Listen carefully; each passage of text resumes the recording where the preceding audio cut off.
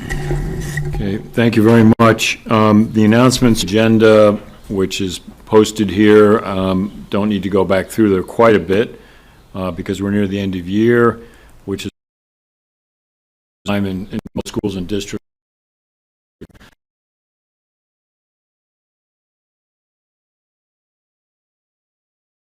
Because as you see in the agenda activity, several major items related to the revote on the budget, so that's added some additional activity. So I don't think I need to list all those. It is an extra long list, again, signifying the end of the year and a lot of important celebrations and performances. Okay,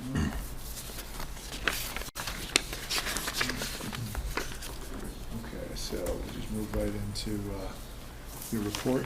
Sure. We had, because of the need to talk about budget later, the curriculum review cycle, and also we do have a new item that we're going to be doing an exploration discussion with you, not a decision discussion per se, but an exploration discussion on development at Hillside. That we didn't have a lot of announcements today, but I do want to let you know that we do know our new student board liaisons for next year, and the policy committee has been working on that. We'll talk a bit more next week looking forward, but I have done the research for the board and the policy committee, and the way this has identified the student board liaisons really does match with all the questions the policy committee set me out to address. I'm a little bit ahead of since we have two individuals. The sitting junior, who you know well, is Gus Rain.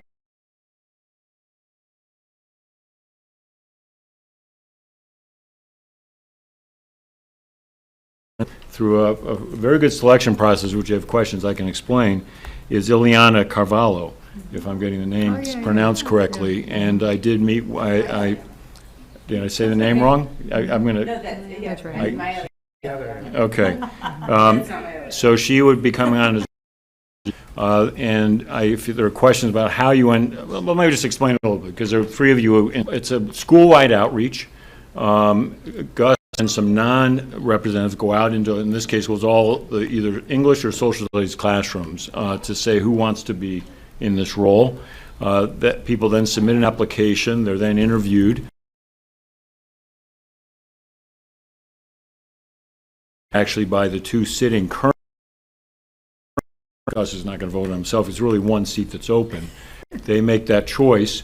Then it's reviewed with the student union, and that's Mr. Scotch and Mr. McKee. And some discussion with Mr. A. We had talked about sort of the wisdom of the board having a vote on that, or say, the wisdom of the superintendent, and the feeling that this is really a student voice. And you, there's a process really bubbling up people. It's not necessarily you come on to this role. If you're not a part of the student union, so it is broad outreach. There'd be the other, I had been concerned about how people are cultivated in this role. Well, Gus was very clear that Sabine had helped him learn. He had been helped to learn by individuals some of the returning board members would know, who was with Sabine 2 years ago. And very much Gus is very committed as the senior to help Ilana. Last idea that had been out there, I think this is worth a little time for you as a board. Last thing that was out there was, could you conceivably have two juniors vying for that senior seat? Very strong recommendation from the students and the faculty advisors, then make public who doesn't get it. Because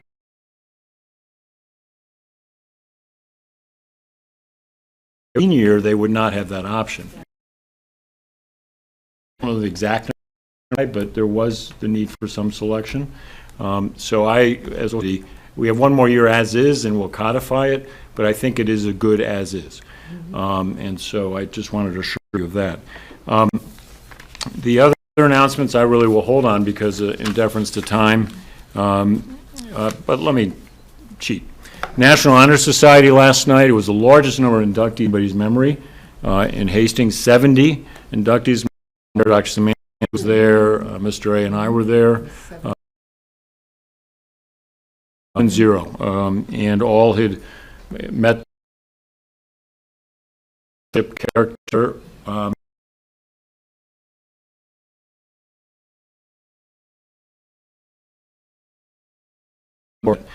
So that's really, I think, quite an accomplishment. The prom also occurred. I went to the beginning of the prom only. It was down at Harvest on Hastings, incredible setup, incredible scene. Not sure it'll be there next year, but they are working on the option. It was really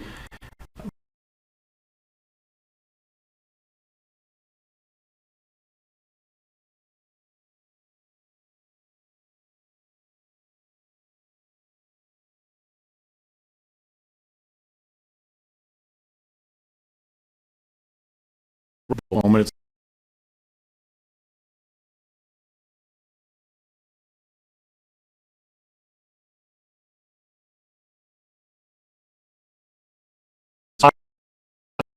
the other day, and another stand up recognized you. I have a bit of a method of moving that recognition around, so I thank you for all being there. Please. Actually was first that students had used the multi-purpose room, and it was the performance, and that was also a lovely highlight.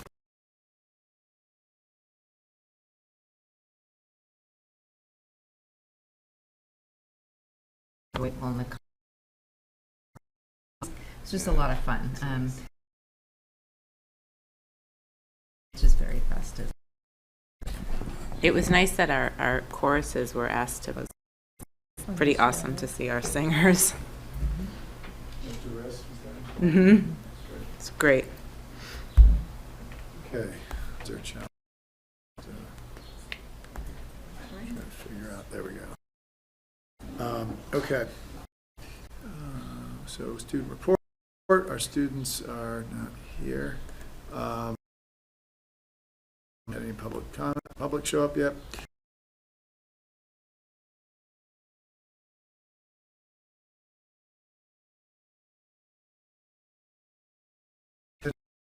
We'll come back to that when HEF.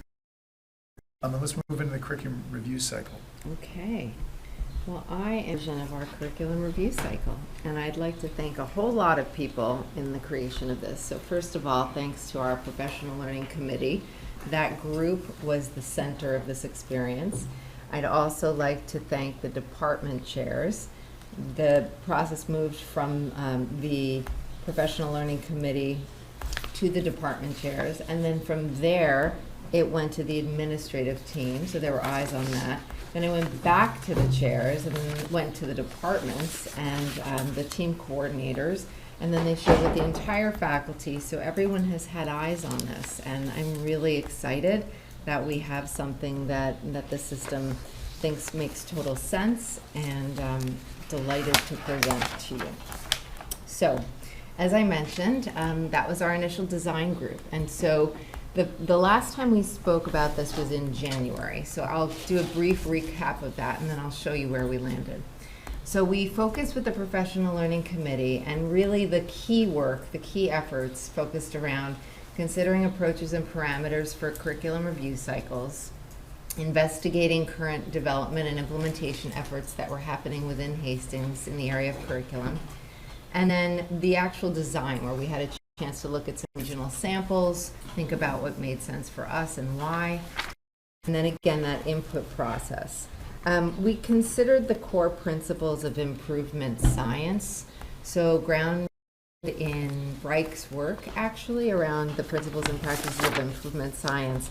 Really, the purpose is to get us all moving in the same direction, prioritizing areas of focus, and engaging in continuous improvement efforts. And these ideas that are grounding improvement science efforts are being able to engage in inquiry that is problem-specific and user-centered, where we have the opportunity to see variation, some differences in performance, thinking about the whole system that produces current outcomes, thinking about measurement, how do we measure what matters, and then anchor practice and improvement, discipline inquiry, so constantly being curious, constantly seeking, constantly looking at different things. So those are just some examples of what was part of our discussion. We talked about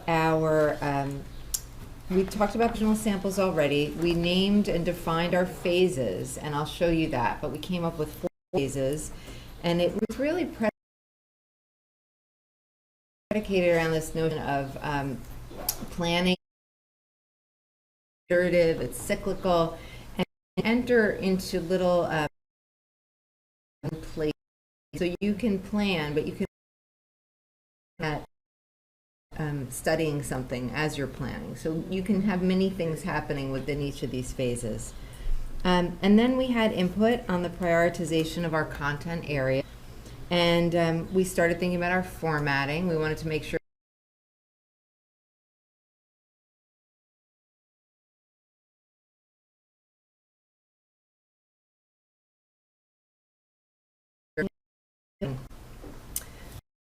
things that was really important was we were looking at education efforts underway, but we also wanted to think about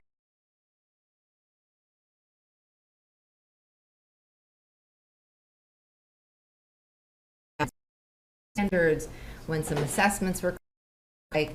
So while that's always in my mind the floor and not the ceiling, it makes sense that the group was looking at that, prioritizing areas of focus when we look at certain parts of the program, why, and getting ahead of certain things to the greatest extent practicable. And then, of course, we considered system readiness for change. So, for example, if people are really interested in pioneering something and it makes sense, and and often things happen in different ways, and one of the ways in which it happens is frequently bottom up, where people are interested in something and they're wanting to seek. And so we thought about where also in content some of that might be happening as well as we're prioritizing.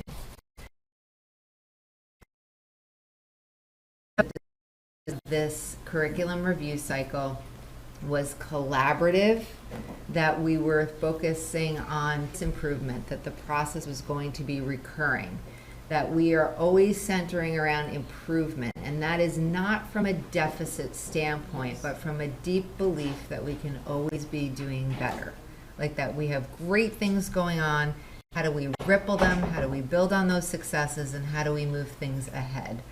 And then also this idea that the cycle will support a positive, transparent, enriching environment, that we're thinking about how this, engaging in an inquiry process and really looking at student performance and being curious, it's very invigorating, even professionally, to be saying, wow, we're empowered to take a look at this, and we know that we can do something about it, and we know if we're working together on it, we're going to move mountains. So that's part of the process with the outcome.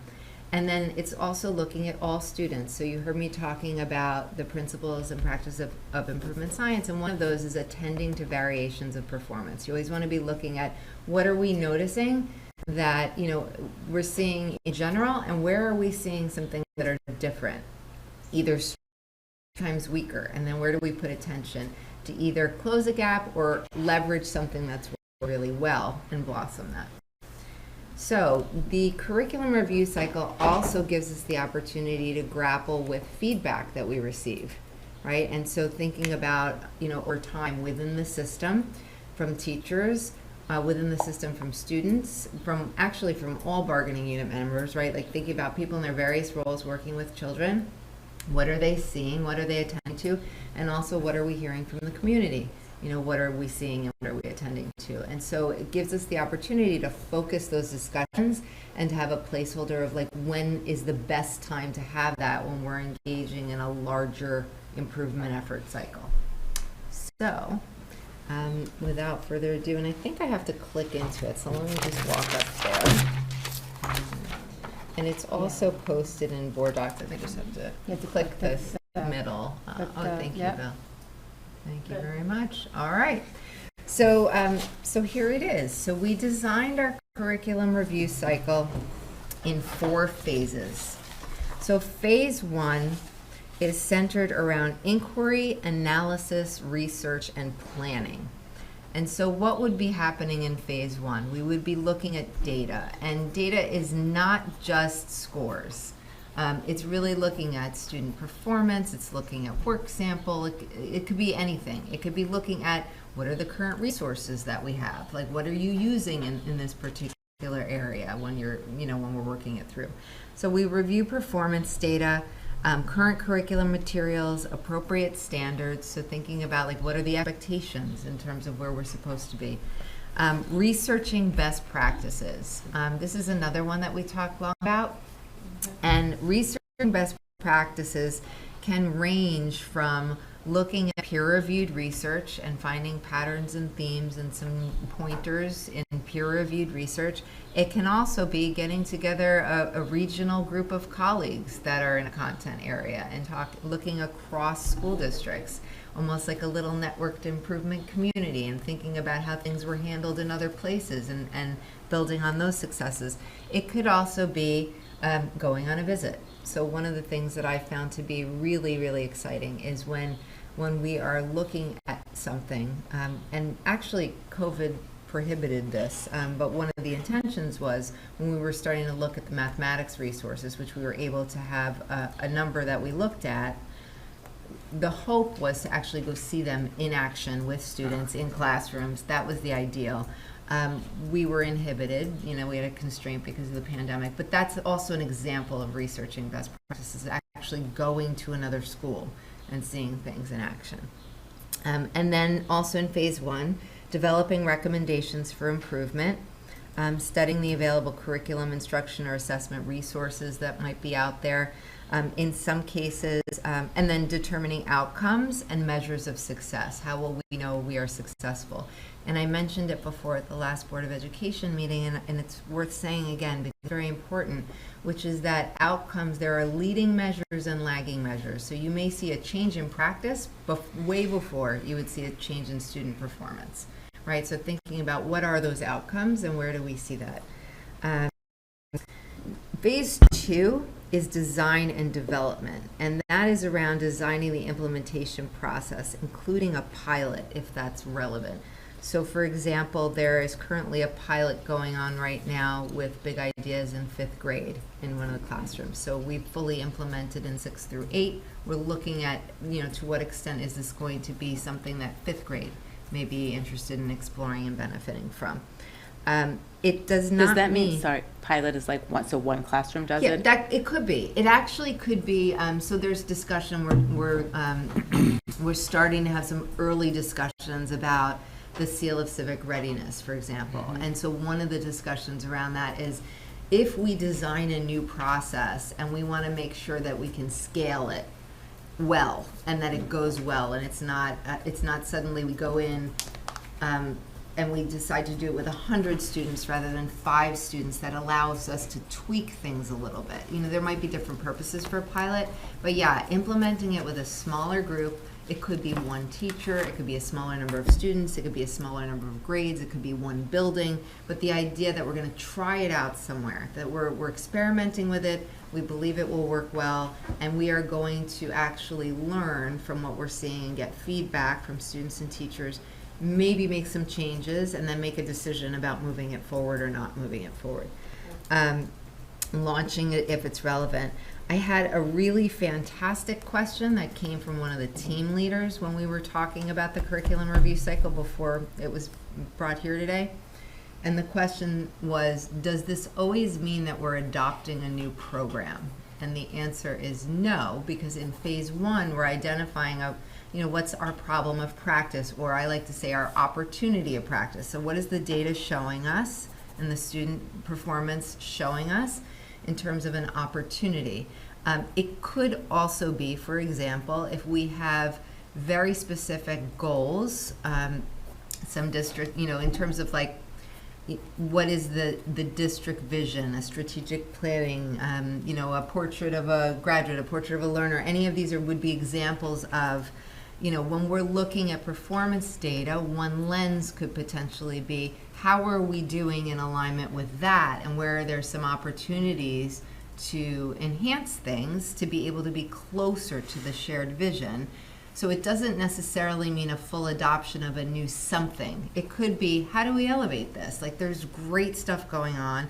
Now, what might we do to be able to lift certain things? So I can give a really concrete example in terms of a lesson, not just a content area, but it might make it a little more concrete. That we adapted the U-Cube, Stanford University's U-Cube mindset rubric. We made it our own, and we worked with Kathy Williams, who has been an amazing thought partner of ours with that organization. And we included some of the digital fluency standards. We talked about some of the things we valued here in Hastings. We connected it to some of the mini research studies that we were looking at, and around growth mindset, et cetera. And one of the things we were able to do initially with that math committee is look at a current unit of study in mathematics, look at a lesson within that unit, and think about to what extent are we aligned with what we said we want to measure in terms of the rubric on the more innovative, student-centered growth mindset end of things. So we very quickly were able to say, let's just tweak these things within the lesson, and look at that. We can really elevate it to that extent, and we have a measure that we're working towards, and we have an opportunity to design together. So if you were to scale that and think about it as a content area, that's an example of what that might look like. So it doesn't necessarily mean a full overhaul of a new resource coming in. So I really appreciated that question very much, and I think that as we unpacked it together, it also reduced some anxiety around that. It doesn't mean we're always adopting the next newest, greatest thing. Sometimes it's, we've got new great things, and how do we make them even better? And in some cases, we do adopt a new resource, or we do modify and design something new. So in science, for example, we're writing new units, writing new lessons. So phase 3 is implementation. Launching and monitor an implementation process, revising it as necessary, providing additional professional learning as needed. One example of that is like implementation of big ideas, right? We have the benefit, one of the things that I talked about early upfront with big ideas is that if we're moving in this direction, we want to make sure that we have someone at our service at no additional cost that will come to our monthly workshops that we had designed, which will end up being slightly less, but to come to the professional learning sessions, help us use dynamic classroom, teach us along the way as we're implementing. So that's an example of what that might look like. The next piece is collecting evidence of student learning and impact. What are we seeing in terms of student performance? Revising and refining things in real time. So as we have opportunities to tweak things, we do, and you don't have to necessarily wait for a whole new cycle. You can actually make those changes based on data in real time. And then the last phase is evaluation. So reflecting upon successes. First of all, how did it go? The whole plan. How did the plan go? The second, and how did the plan go can also be, as adults, how did we respond to this? How did this feel? What are we seeing in our practice that's shifted? Like, how do you like the resource, right? Like, what are we seeing?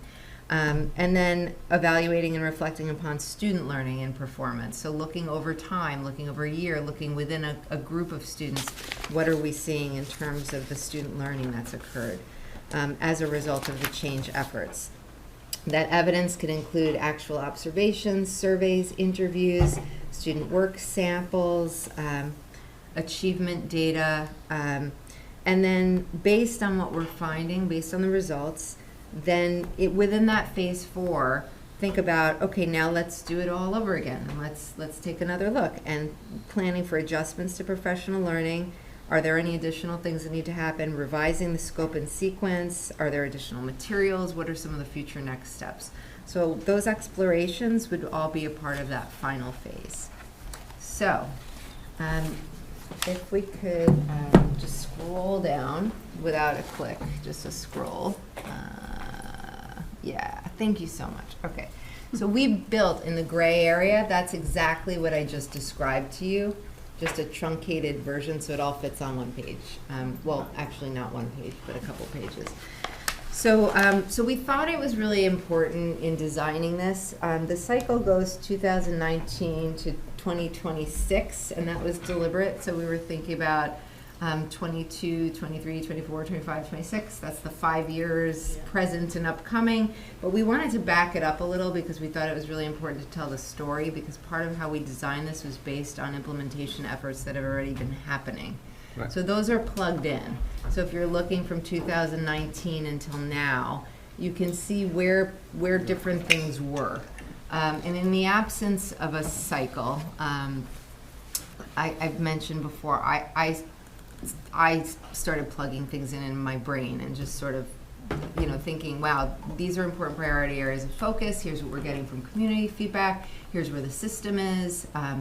So some of the things that have already happened, we've gone through a pseudo start to the cycle already, because that's really just what our authentic process has been so far.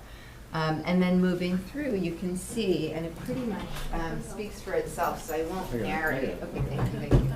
I won't narrate it because it's clear. You can see all the different areas. DW stands for district-wide.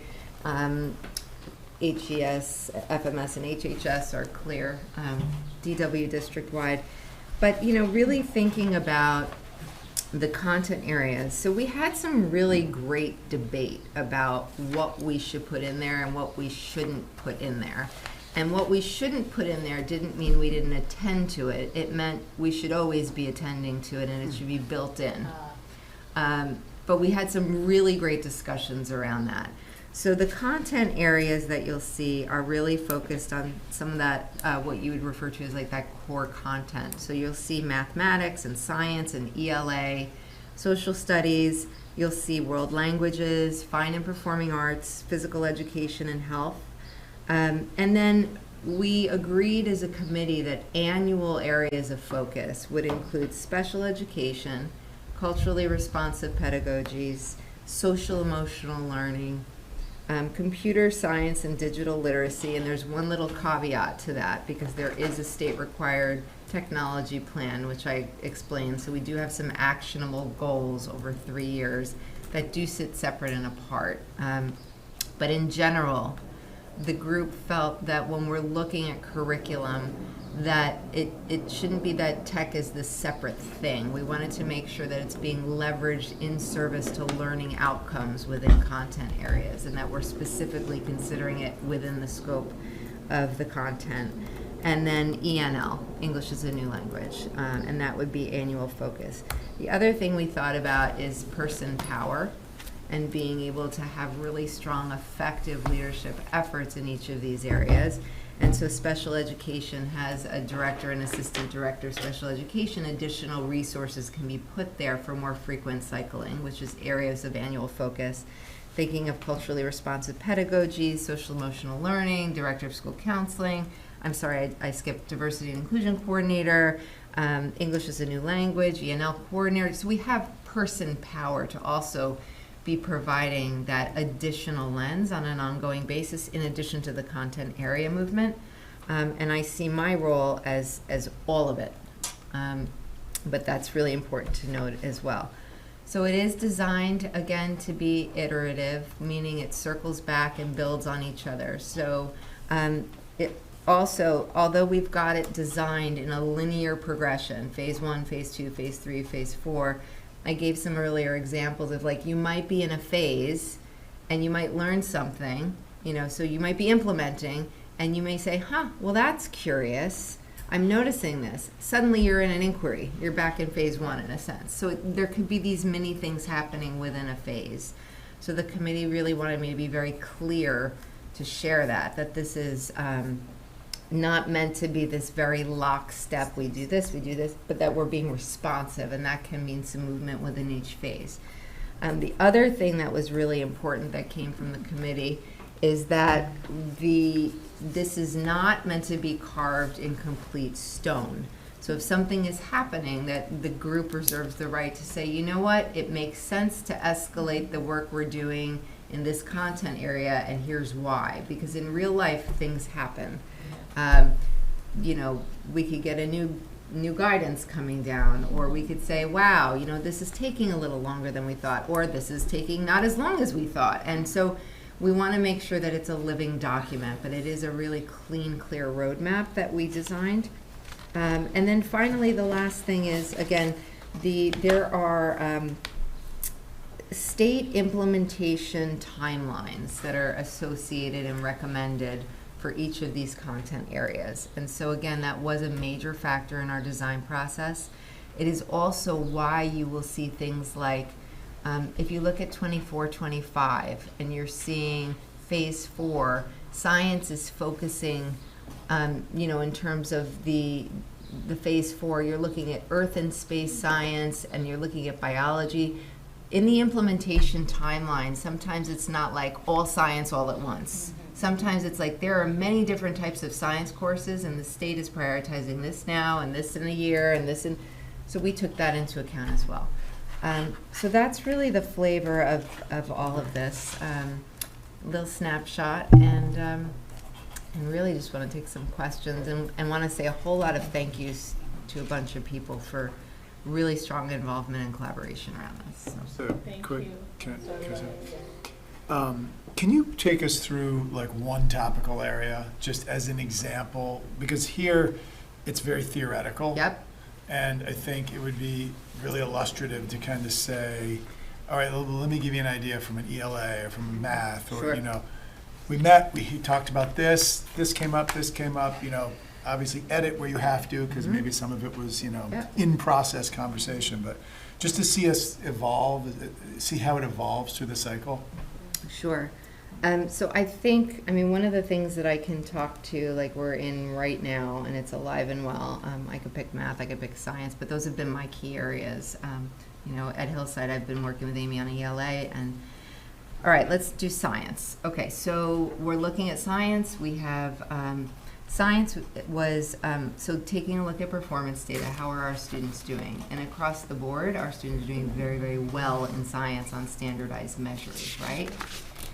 At the same time, there's an interesting opportunity, because the standards that have come down the pike, the P12 science learning standards, are radically different.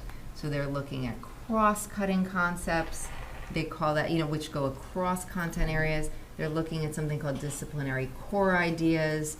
They're also looking at phenomena-based instruction, which is a much more investigative, student-centered approach, and it's like looking at phenomena. So basically, one of the things that we did is so first of all, like Melissa Shandroff and I sat down. We talked about this, you know, so that was like the first thing that happened. And we said, you know, this is a really interesting opportunity. We have a radical shift. I mean, it's not just little tweaks, like very, very different standards that are coming down the pike.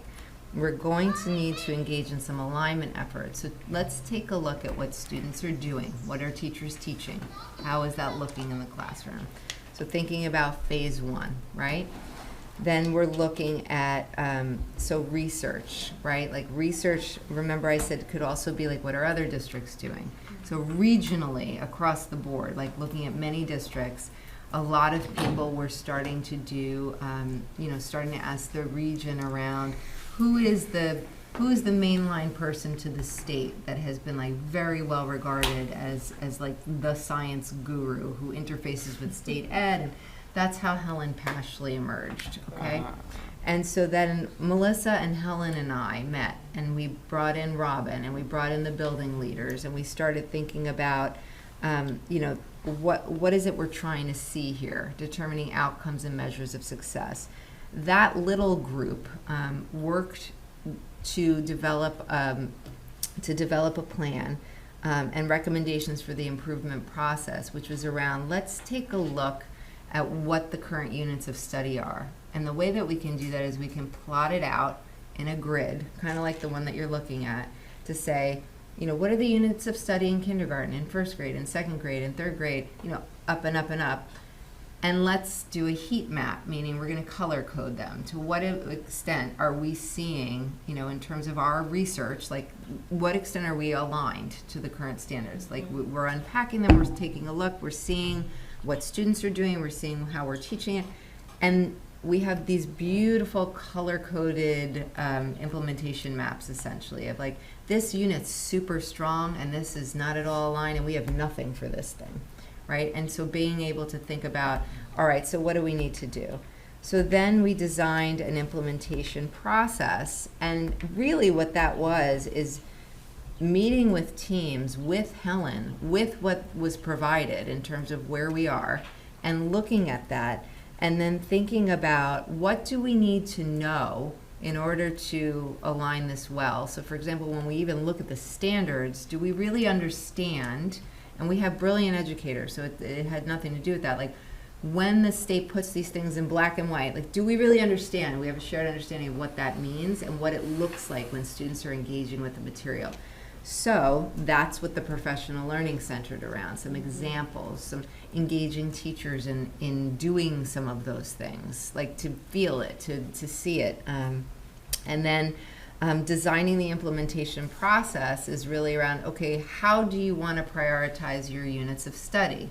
So that looks really different at each team or each course of study. You know, thinking about what you're teaching, where do you want to prioritize, why do you want to put this one first? And then again, thinking about like changing the color coding on the map. Okay, we're aligned here, now we've got a new goal. So we've been kind of engaging in this like design and development phase where we're developing. This is an example where we didn't adopt something, teachers are creating it, which is often much harder, by the way. Like it's not, it's very generative. I love this approach very much. There's a place for both. There's a place for a resource, but there's a very strong place for let's, as colleagues, put our head together and create something really cool for kids. So that's the phase 2, the design and developing the curriculum. Phase 3 is implementation, so putting it into action in the classroom, starting to teach that and actually doing it. And then when that's done, we're going to be entering into an evaluation phase. We're not there yet, so we haven't, institutionalized everything that's been created. So that's one example. So you have that gap analysis, you Mhm. figure out strong, weak, somewhere in the middle. Mhm. Different teams at different grade levels Mhm. are working on this. They're having a vision from a vertical integration perspective, how it's connecting. That's right. Then they're getting horizontally integrated as well. And then they're saying, okay, this thing we want to get better at. And are they starting to do that now? Yes. So that rollout's going. Yeah. So we're kind of mid-phase 3 That's it. there. And then phase 4, the evaluation, it's going to be something dynamic, I'm assuming, where we're dynamically doing that evaluation. Like that goes on and on and on, right? That's right, It's yeah. it's an iterative, That's right. continually iterative process. And how, what's the feedback that you're getting from the teams, like the science teams? Yep. And So Hillside so in general, so exit Helen Pashley, our beloved science person, because she retired. Enter panic for Melissa and Melissa, because it's going really well, and now we have a hiccup, but we're like, that's okay, we're gonna rally. So we put out another RFP, a request for proposal. We vetted some really great people. We thought we had people, like they were regionally, recommended, and Melissa and I met with them, and we thought they were extremely strong and brilliant and also not right. So they're like ongoing panic, mild panic, little p. So we set it out again, and Melissa, reached out to her network. I also made some calls. We found Liz Mira, and to answer your question, and it's just I'm half joking because there really was like, we really need to do this. This is so critical for kids, but we got there. So we brought in Liz. The Hillside teachers reported to me this year, and we got started later than I wanted because we really needed to find the right person, but we're okay. We just have to continue it. But that's an example of why the review cycle may shift, right? Like, so that's a real world example of why we don't carve it in stone. But they did say to me, and Mike, you're in the room, so you feel welcome to add, contest, whatever. But right directly from, my meeting, my debrief, like the how's it going from the teacher perspective, said it was the best professional learning that they had all year, that they really, really liked her, and they thought that she was really, bless you, down to earth and helpful and brilliant, and we're very, very grateful. I also heard through Melissa Shandroff. So the first was through Robin Farrell, who's been like an amazing, incredible lead. So I want to acknowledge her as well. And similarly through Melissa, that Liz Mira is very, very well accepted. She's helping tremendously, and that it's going very well. So this is all good news. And then similarly, the Cliff Notes version of the big ideas of mathematics, people have appreciated the time together. They've appreciated time to actually look at the curriculum, hearing positive things about the resource. Nothing is perfect. And remember what I said, it's much harder when you create, and it's longer when you create. It takes a lot more time than it would be to learn how to, to learn how new standards are meant to unfold with children and then design around that can take it's amazing, and it is my preferred process. It is not always practical. And similarly, a great need is met. So big ideas, the team wanted big ideas, and we had different vendors coming in. Again, shout out to Greg Stevens, amazing partner in that journey as well. Had started some of that ahead of time, and I wanted to make sure that we vetted other resources and we looked at things. We were hoping to take the school visits, which we couldn't do, but also going very well. And some of the early feedback that I've gotten around that is, while nothing is a perfect resource, and nor does it have to be, because we bring our expertise to the table to help elevate certain resources, that's going well so far too. So yeah, Thank you. yeah, good. So I just want to ask, this is before I say what I want to say, are we supposed to be using NGSS for public schools, or it's not mandated, it's adapted? Yeah, so that's for science specifically, New York State decided to put its own spin on it. So they're calling it the P12 Science Learning Standards. NGSS was a shift away, so ELA and math, from the Common Core. There was a huge, as you know,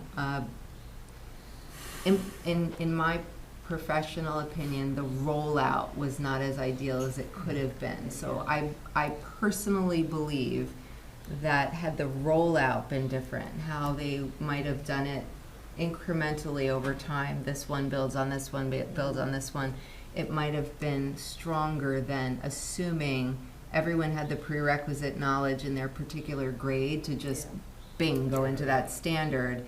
And that's why I think we saw a lot of community response, like all over the state around that.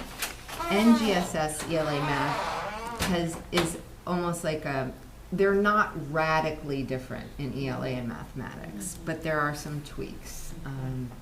And to your point, the implementation timeline, we're at a place right now. So for ELA, I'm just going to be really specific. The first, and I'm couching it because they are state standards that you're asking about. I'll couch it in the state assessment. 22-23, first administration of the grades 3-8 state assessments that are aligned to the New York State Next Generation standards. And then grade 9 is a little bit longer than that, and grade 10 is a little bit long. So they've learned, that they've kind of elongated. And we're not seeing radically different standards in ELA and mathematics with that. And similarly, with the mathematics, there's another implementation timeline for that.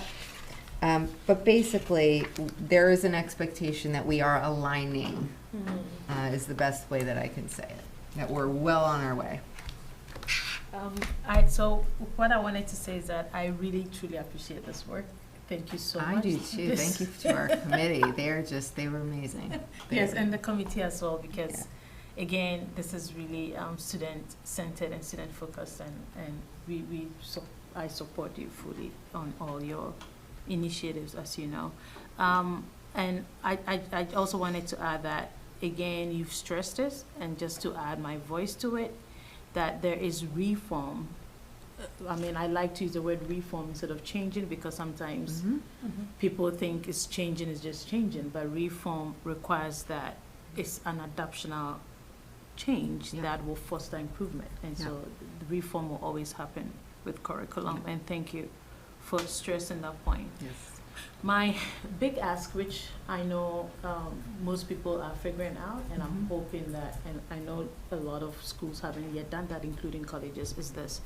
Is there a way that at the end of the day, we could document and create pedagogical to-go resource banks for these very tools that are shaping the best practices that faculty can easily tap into that resource space for onboarding purposes, or even for faculty that are already there, only because, as we know, with the learners that we receive, there is going to be encountering different organic groups that are coming in with diverse ecological concepts, that are coming in with different specific needs in their learning trajectory and cultural variation. So is there a way that all of these rich creation can be technologically, Yeah. if possible, like, I don't know whether, I've heard of ThingLink before, but in a way that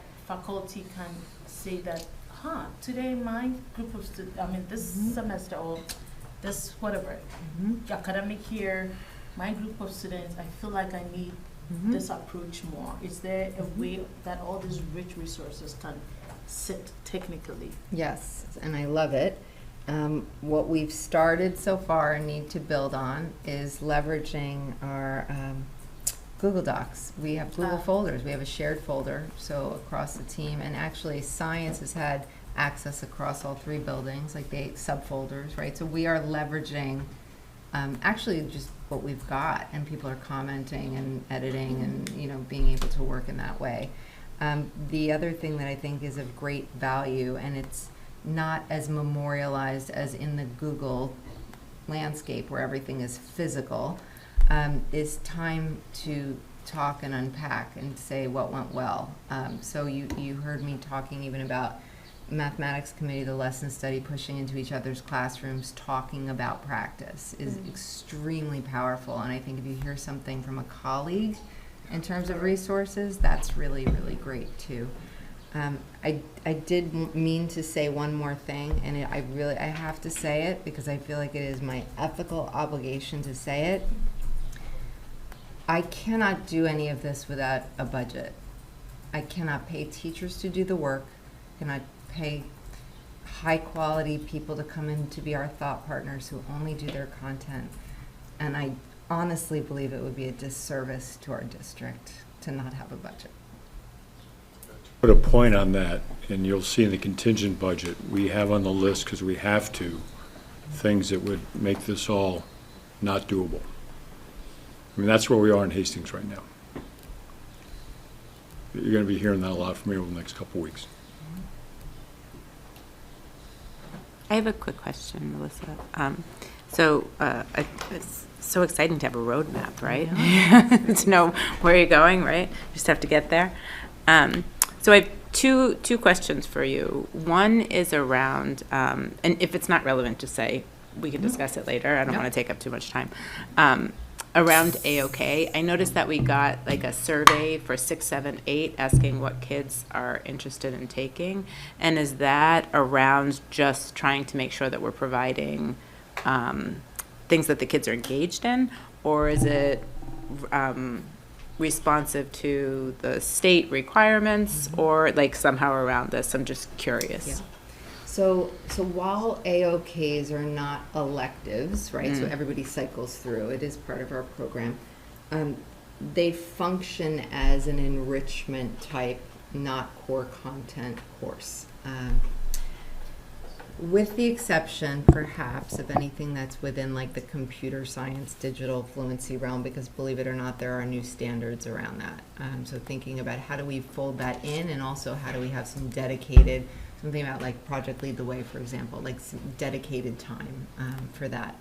So it was not, being perfectly honest, was not a key part of the discussion around this when we were looking at content area. Something that I can certainly bring back to the group as we're starting this implementation process around what, where do we best look at that? Because again, while they are our program and not an elective, so it's not like students can take them, not take them, it's like we cycle them through. We definitely need to look at opportunities to strengthen the AOKs as well, and think about scheduling implications, budgetary implications, all of that. So I'm going to make a note of that, and I appreciate that question. And just so just reading through the options that I saw, they definitely seemed like enrichment. Like some of it was like really cool stuff. That the kids and there's could a place do for that, for innovation, and totally. like something that sits outside the box. Exactly. It breaks up their day a little bit too. Absolutely. And then I have another question for you. What do you do? I know it's new, so you might not have an answer for this, but is there a plan for like disagreement among the teachers? Like if There's somebody's a like, hope I for tried this and disagreement. you didn't like it. Yeah. Okay.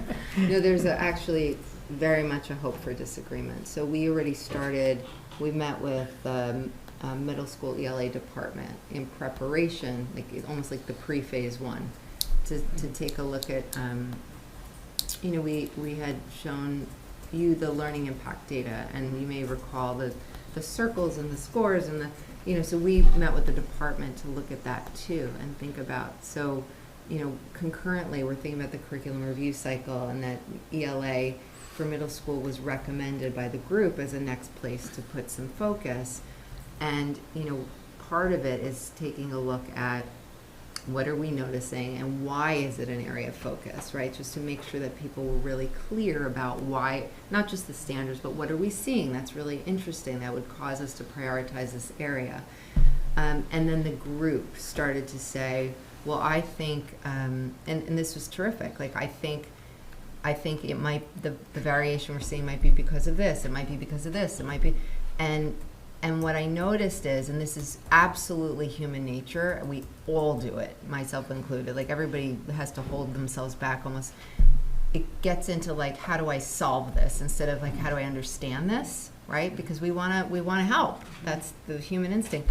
So there was, not only was there disagreement on what might be the reason for some of these things, but that disagreement is going to fuel what we're considering, which is really going to be interesting, right? So I think that it's actually quite important that there is disagreement along the way, productive disagreement. So Great. Thank you so Yeah. much for this work, and thanks to the committee and everybody. you did a great job. Melissa, I have a question, and it might just kind of be a redux version of what Doug asked initially. In terms of where we are in the implementation phase for right now, and seeing that that's math at FMS and ELA at Hillside and Yep. science, where does what are concrete examples of where the rubber meets the road in those areas? For example, if we were to say that there's mathematics implementation with respect to, how does that trickle down to a student? What would be a concrete example of something that a student has experienced this year in any of those areas? Sure. That would be different from Sure. what a child had experienced in a previous Yep. year. So let's go to math for this one. So grades 6 through 8, Big Ideas is happening. Students are now going to be experiencing mathematics in a different way. They may be working in dynamic classroom, which is a digital side component where assignments are being pushed and they're getting immediate feedback on some of the things. The teacher may be pulling small groups of students because they're seeing patterns in some of the data. There is a resource that students have that they're working with that the teacher may be providing some assignments in, either a whole class assignment that everybody's trying, or the teacher version of this is talking about extensions for a particular learning activity. So actually touching the Big Ideas curriculum would be a very concrete example, receiving assignments and working within the dynamic learning platform. That would be an implementation. So we've looked at it, we've vetted it, we saw examples of it, we designed the rollout, we planned over the summer about what, as a team, we thought the non-negotiables were, about the elements that needed to be focused on this year, and then the implementation is, let me receive it in the classroom, and let me engage with it as a student in the classroom. So that back and forth is when it's actually in action. You'll see in some places that phases 2 and 3 are kind of in tandem. So if you're looking at this year, the 21-22, mathematics was all phase 2 and phase 3.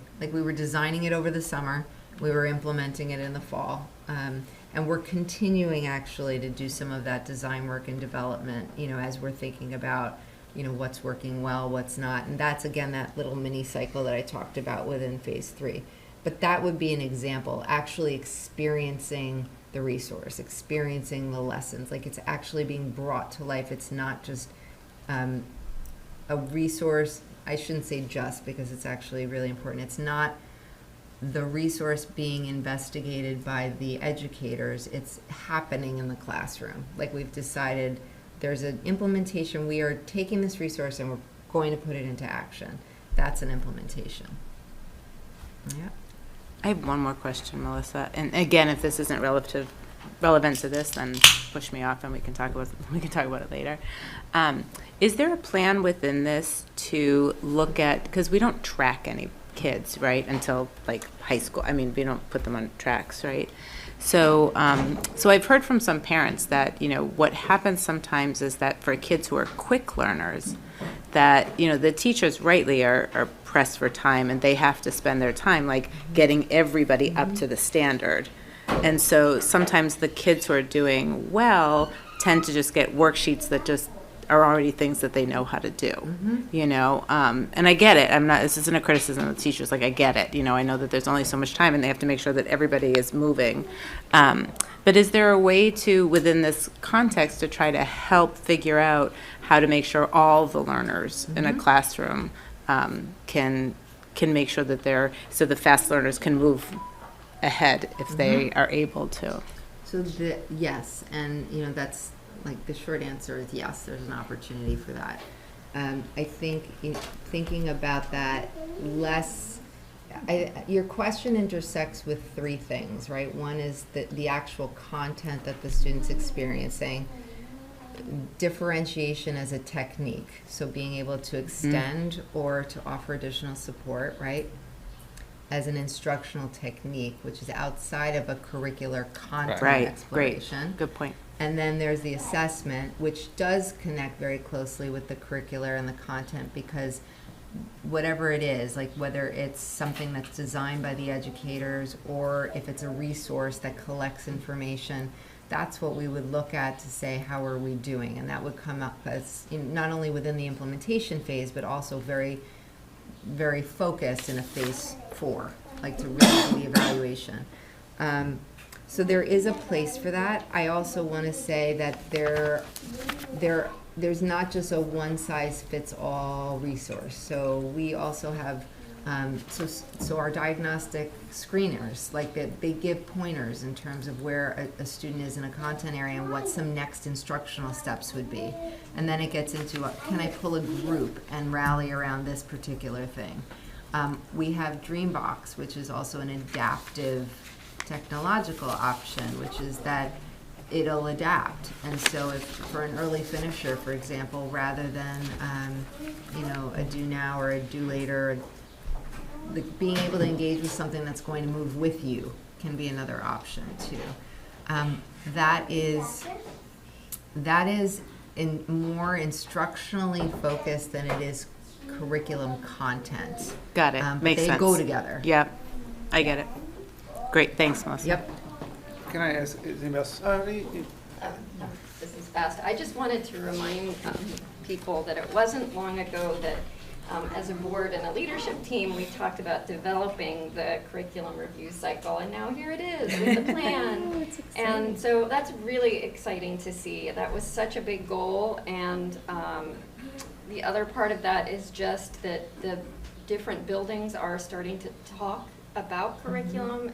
It's been hard over the years to make time to make that happen. So to see a really concerted effort to see elementary, middle, and high coming together to say, what are you doing? What are you doing? What are you doing? What do we want to see happen? Let me see, what we do that can help each other, and then we can go back. But just all of those threads coming together I'm just thrilled about it. So thank you for leading the charge, and thank you to the committee who's willing to put in the extra work on that. Yeah, if I can follow on that. That's what happens when you have a budget to do it. Yeah. Yes, money helps. I want to thank you and the committee as well. I mean, this strikes me as part like a co-op model, sort of like from software, like agile development model, and I think it's great, and I think it's absolutely necessary and the right choice. I'm reminded of, Toyota very famously had this sort of an adaptive model like this, but one of the key components, and this is what the question I have, in Toyota, one of the things that they put together was that anybody, anywhere in the organization could sort of elevate an ask or an idea that went into process. And so looking at phase 1, where you list that some of the things are, data, work samples, New York State standards, best practices, which are all relevant. I'm just wondering if there is an input point where anybody could raise an ask, and I'll be specific about that. So, for example, I was very happy when we got the project Lead the Way, intro engineering here, and when you go and look at that, sort of the next thing that's appealing to me, at least, and other people, is, they have a biomedical engineering program. So let's say you had a parent or PTSA or board member or whoever it is that says, wouldn't it be great if we had this extra little thing? How does that get in? How does it get into the process? Yeah, I mean, I think first of all,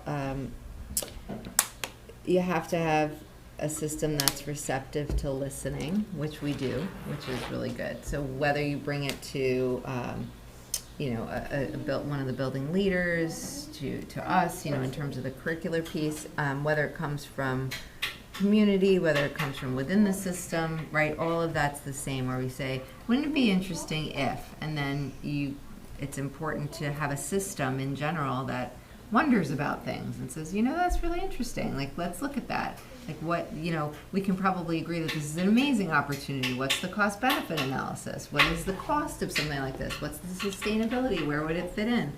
And then we would figure out where to plug it in. I feel like I don't have a concrete answer to that other than we have to stay open, and say, well, where would it fit in? And if it was in science or in this place, digital fluency, like where could we put it?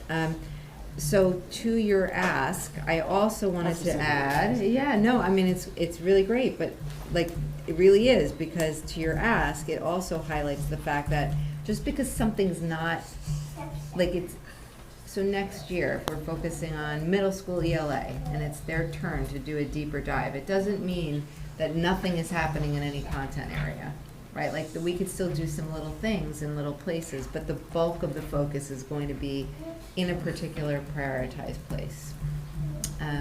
So there's a space for it. It would get explored, and it would get explored within the context of structure. Is it aligned to the vision? Is it innovative? But what I would hope is we don't shut it down. We wonder about it, just like we would at any phase one. All right, and just a related question from what Dr. Lang brought up, which is that it is really important, I'm sure this is already handled in some way, and this might be a naive question, but when you get new teachers that are coming in, and you talked about a little bit about sort of the durable, you generate institutional knowledge, and how do you make it durable, how do you make it transferable? Is that process of transference or onboarding, will that be part of this curriculum review process, in the sense that if a new teacher comes in, you can sort of bring them up to speed, like this is how we do things, these are the questions we ask, this is how open we are to it? Yep. Yeah, absolutely. And then making sure people, like just on a technical level, have access to the resources. Like if there's Dr. Lang was talking about, is there a repository, a resource bank? Is everybody able to access that?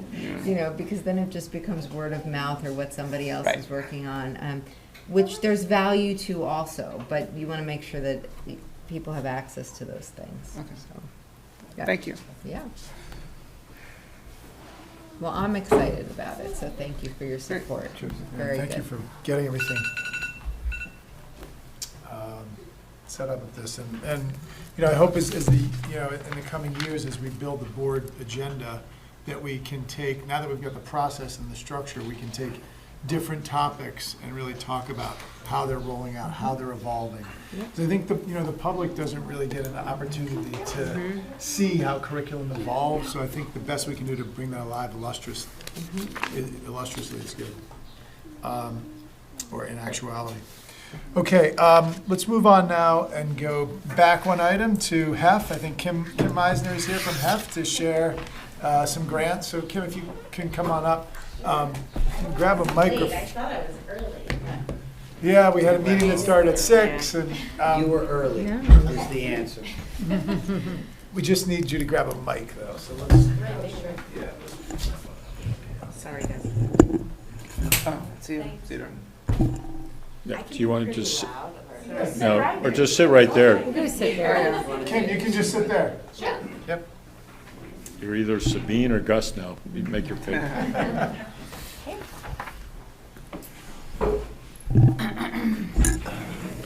Testing, okay.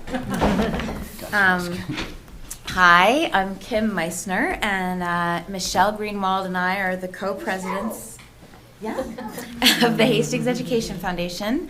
Michelle and I are usually a package deal, but unfortunately she's unable to be here tonight. She has clients, so you just get me. On behalf of the entire HEF board, I am so excited to be able to announce the grants that we have had the privilege to learn about and approve for next year. We also want to say thank you to all of you for the hard work you do on behalf of our schools and our kids. So the Hastings Education Foundation is thrilled and honored to be funding the following 9 grants. For Hillside, a nod to the past, a look towards the future. Spearheaded by Debbie Troop, this new 9-day program from ARC for Kids will give all 4th grade students the opportunity to be architects and engineers in training, examining the growth of New York over the past 5 centuries and working to build and create 3D replicas of buildings and homes from the times of Native Americans all the way into a future of their own imagining. I take no credit, by the way. I get to just be the messenger, obviously. Better understand fellow citizens around the world. Diana Clark will be working with the Red Trunk Project to enhance the curriculum of our 2nd graders. As they learn about their own local communities, rural, suburban, and urban, they will now be able to explore similarities and differences with the lives of children in a more distant community, Oaxaca, Mexico, through a big trunk full of cultural artifacts, currency, musical instruments, videos, photos, and more. This is well known, the Hillside Mural Project.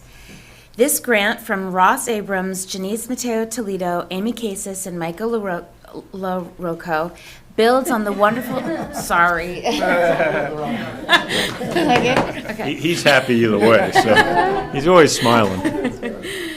This builds on the wonderful success we've had with this project at the high school and at FMS.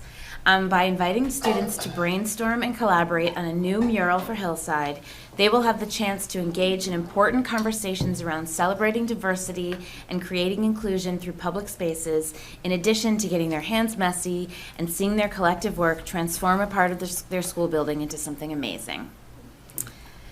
Okay, for FMS, Project Lead the Way, you all know this well. Last year, Melissa Szymanski brought this very exciting, rigorous, and innovative science program to Hastings through a grant with HEF. The current facilitator of this course will be leaving the district, so this smaller grant will fund the training of a new teacher to facilitate it going forward. The next one, I love this one, for Hispanic Heritage Month celebration, this piece will be called Broadway's Place in Mainstream Music Today. James Adamo and Janice Mateo Toledo are expanding on our district's celebration of Hispanic Heritage Month by bringing in the incredibly talented Andres Ferrero, a Tony, Grammy, and Emmy Award-winning drummer and musician who has played on Broadway for In the Heights, Hamilton, and much more, as well as in music festivals and teaching programs throughout the world. His visit will provide all our middle school students a unique opportunity to become inspired and learn new perspectives on the world through music and Broadway. And if you Google this guy, he sounds awesome.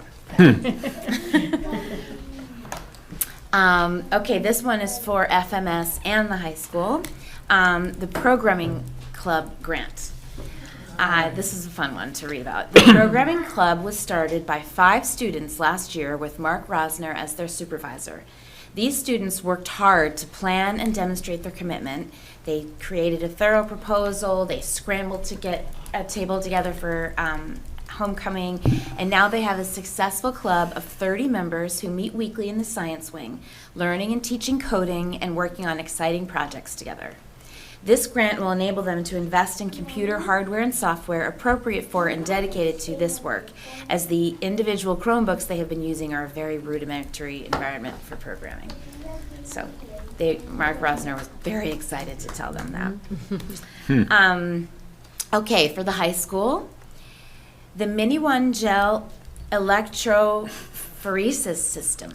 Bingo. I've known about this for so long. No, just kidding. I Googled it today. Okay, so gel electrophoresis is an important biotechnology that is used in genetics labs. In AP Bio and the genetics elective, these labs are meant to allow students to compare DNA between specimens, which is amazing. However, the current system they have in place is clunky, it's often riddled with errors, and it takes the teachers a lot of time before class starts to even set it up. And even given that, they often don't make it to the end of the lab within the 80-minute block.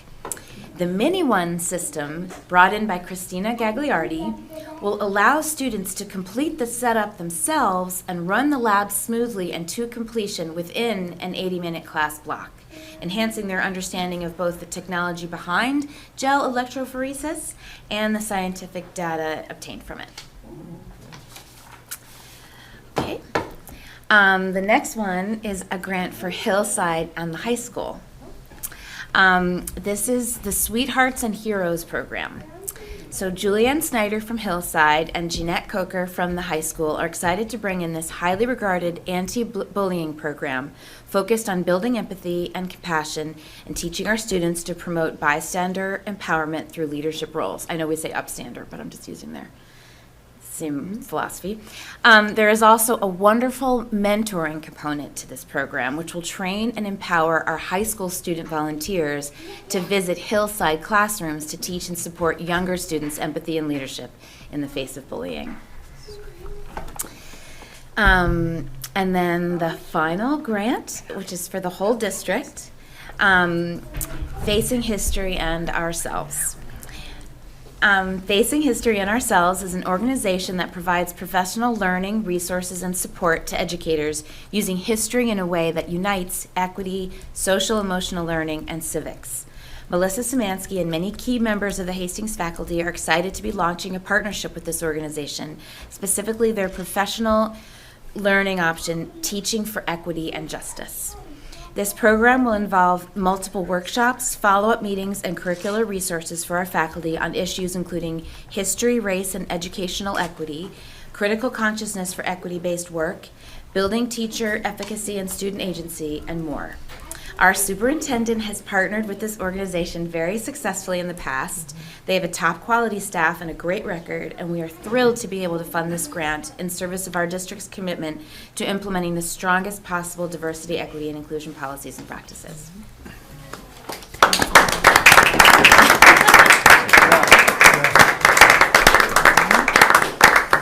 So, I have just a little wrap-up Oh, paragraph. Sorry. so after you wrap up, I want to say something, so go ahead. Oh, please, After. Just the HEF Board always appreciates how lucky we are to be able to support the creative, inspiring grants that come from our amazing teachers and administrators each year. This year has been particularly exciting for us for two reasons. One is we have really appreciated the proactive way the administration has reached out to us and worked with us this year. The open communication and sharing of ideas has been wonderful, and we look forward to more of the same in the future. And the reason number two is the fact that we were so happy to get to have our gala again this year. We were blown away by the generosity of this community, the donors, the bidders, the party goers, everyone. It did well. We were thrilled at the wonderful energy of being able to come together again, and we already can't wait to do it again next year. Okay, now.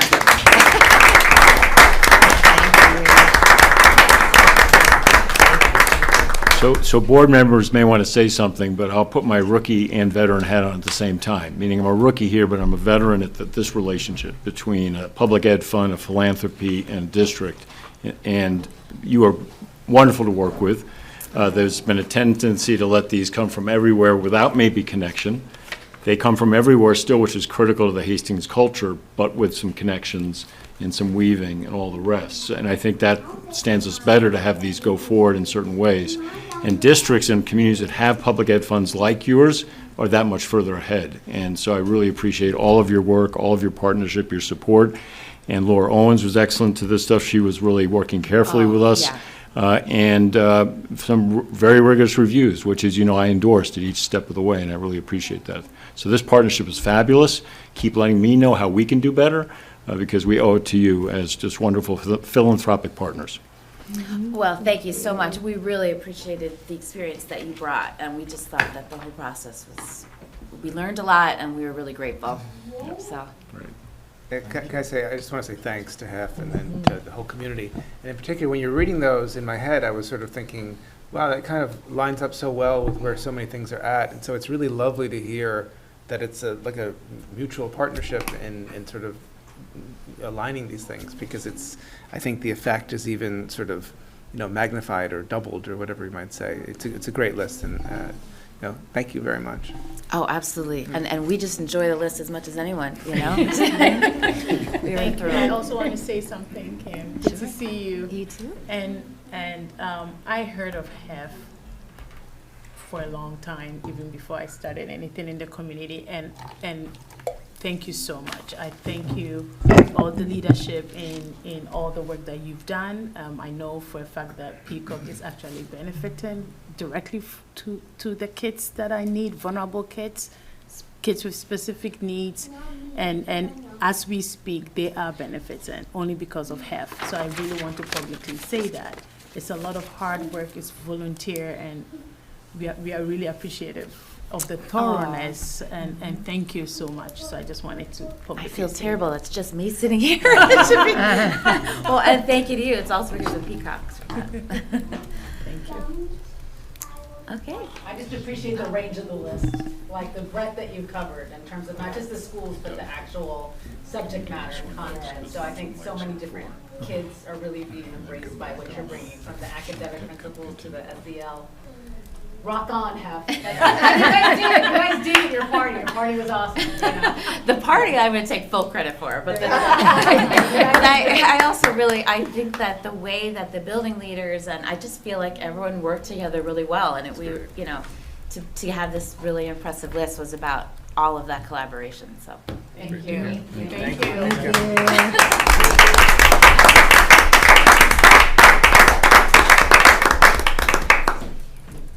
Okay, we're going to take one item out of order here, because Mike LaRocco's here to be part of this conversation, or listen in at least. 11A, discussion of possible 10-minute change in Hillside start in time. Good afternoon. I'm Mike LaRocco. One second. One second. Are you, just out of curiosity, are you guys here for public comment, or? Yeah. You are, okay. Is that done or is that? We went past it already, but given this, you hear with little kids, and why don't we just take 1 second and have a minute for, Okay, boys, my daughter who wants to say something. okay. I don't know. You don't mind staying, and listening? Well, it's gonna be at the end of the meeting, so we'll do it now. Late, Yeah, that's fine. Yep. Yeah, Should we invite her down? yeah, please, come on up. Somebody, you wanna come What's this one? Yeah. Just talk. Hello. Hello. Yeah, you can sit right down at the microphone, thank you. Can you tell us your name? Open your phone. She kind of had a little. Sure. Read it. What's he say? My name's Samadhi. Wait, okay. My name's Samadhi, and I've been noticing that a lot of kids at lunch, they would throw away, like, unwrapped things that they had, like a bag of chips, let's say. So we fixed the problem at Hillside, and we did Help the Hungry Hillside. And I'm sure you know there's only like 8 more days left of school, right? So I think it'll be a very good idea if we keep that going for like the whole for like ever. And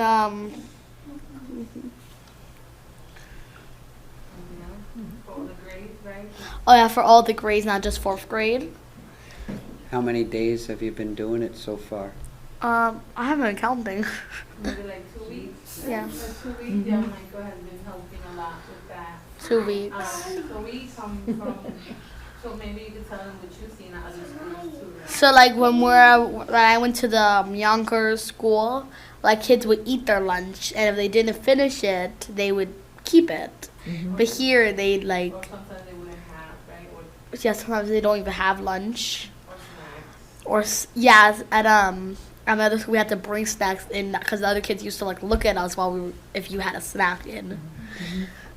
So I thought and here you have basically too much. And we just wanted, well, she had the idea, just kind of, you know. You had the one of idea. ideas to help, right?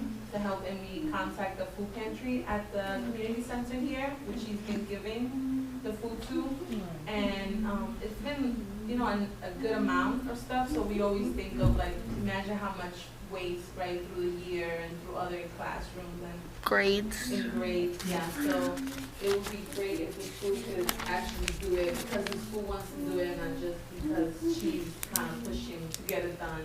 You know, to help kids learn about, you know, how important it is, because you don't have to go to another country to see people hungry, right, especially kids. And she had experienced it before, so she kind of came home and told me, like, you wouldn't imagine everything they throw away, and it's really, you know. And They play hockey with a bagel. yeah. Or play with the food, and I think it's building good character in them too, right? I mean, you know, like I told you, sometimes when we're in it, we can't see the problems, right? And it takes someone from the outside to see something that could be better, you know. Wonderful. It's a Terrific idea, and to do that through the whole district would be wonderful. It would be, yeah. The food pantry at the community center is great already, so it's just one little step, you know. Somebody, are you in 4th grade right now? Yeah. All right, so it's also a good idea when you get into 5th, you'll be in a new building. Yeah, I'm definitely doing it in the 5th grade. Well, it's gonna be acts, right? Yeah. That's what we're here. I like the attitude, though. That's great. Well, thanks, Maddie. So do we have like a next step? Do you have a plan? I know. Have you spoken to? All I know was that I was invited actually to go to the student council meeting, but I was absent that day. And I know student council wanted me to make it a school thing, but now making it for longer than the 8 days left of school might be another thing that, you know, I'm sure that even student council or principal maybe could even help. And you guys, that's what we're here to, came to ask for the help and for meeting. So yeah, that's it. Thank you. Well, it's very meaningful to have that brought forth, not only by a student, by their parent, and to have that brought to our attention is really makes you as a student a real mover and a shaker, impactful, because you're making the impact not only at the school you're currently at, but you're already looking to bring it up at the district level, starting at the middle school. So congrats to you. Yeah, congratulations. Thank you. Very meaningful. Let me say one thing. Hello? You're sitting right where a junior and senior usually sit to be on the school board as a student representative. So in a few years, when you're at Hastings High, keep your ear out for when you're junior, you may be at one of those seats so we'll help you think about that. All right, so thank you very much. Excellent leadership. Yeah. Join our meetings. I want to thank you, the parent, for, and this is something that I'm glad you took time to support your daughter, and I thank my parents were like that, and this, for her to think of the less fortunate when she is at an advantage is the soul of humanity. Thank you. I'm actually, like, I'm dark, so you can't see my redness, right? When I'm blushing and all of that. But I'm in tears within me, and thank you. And never let anybody stop you from having that heart, okay? Thank you for coming, and keep it forever. Because the world, there are so many people suffering, and sometimes when you are sitting in a privileged space, you will never know. And thank you for thinking about this, coming here, gathering leftovers, and taking it to places that people will grab on it like Christmas and food. So thank you, the parents, for doing this as well. Thank you. Thank you so much. Thank you.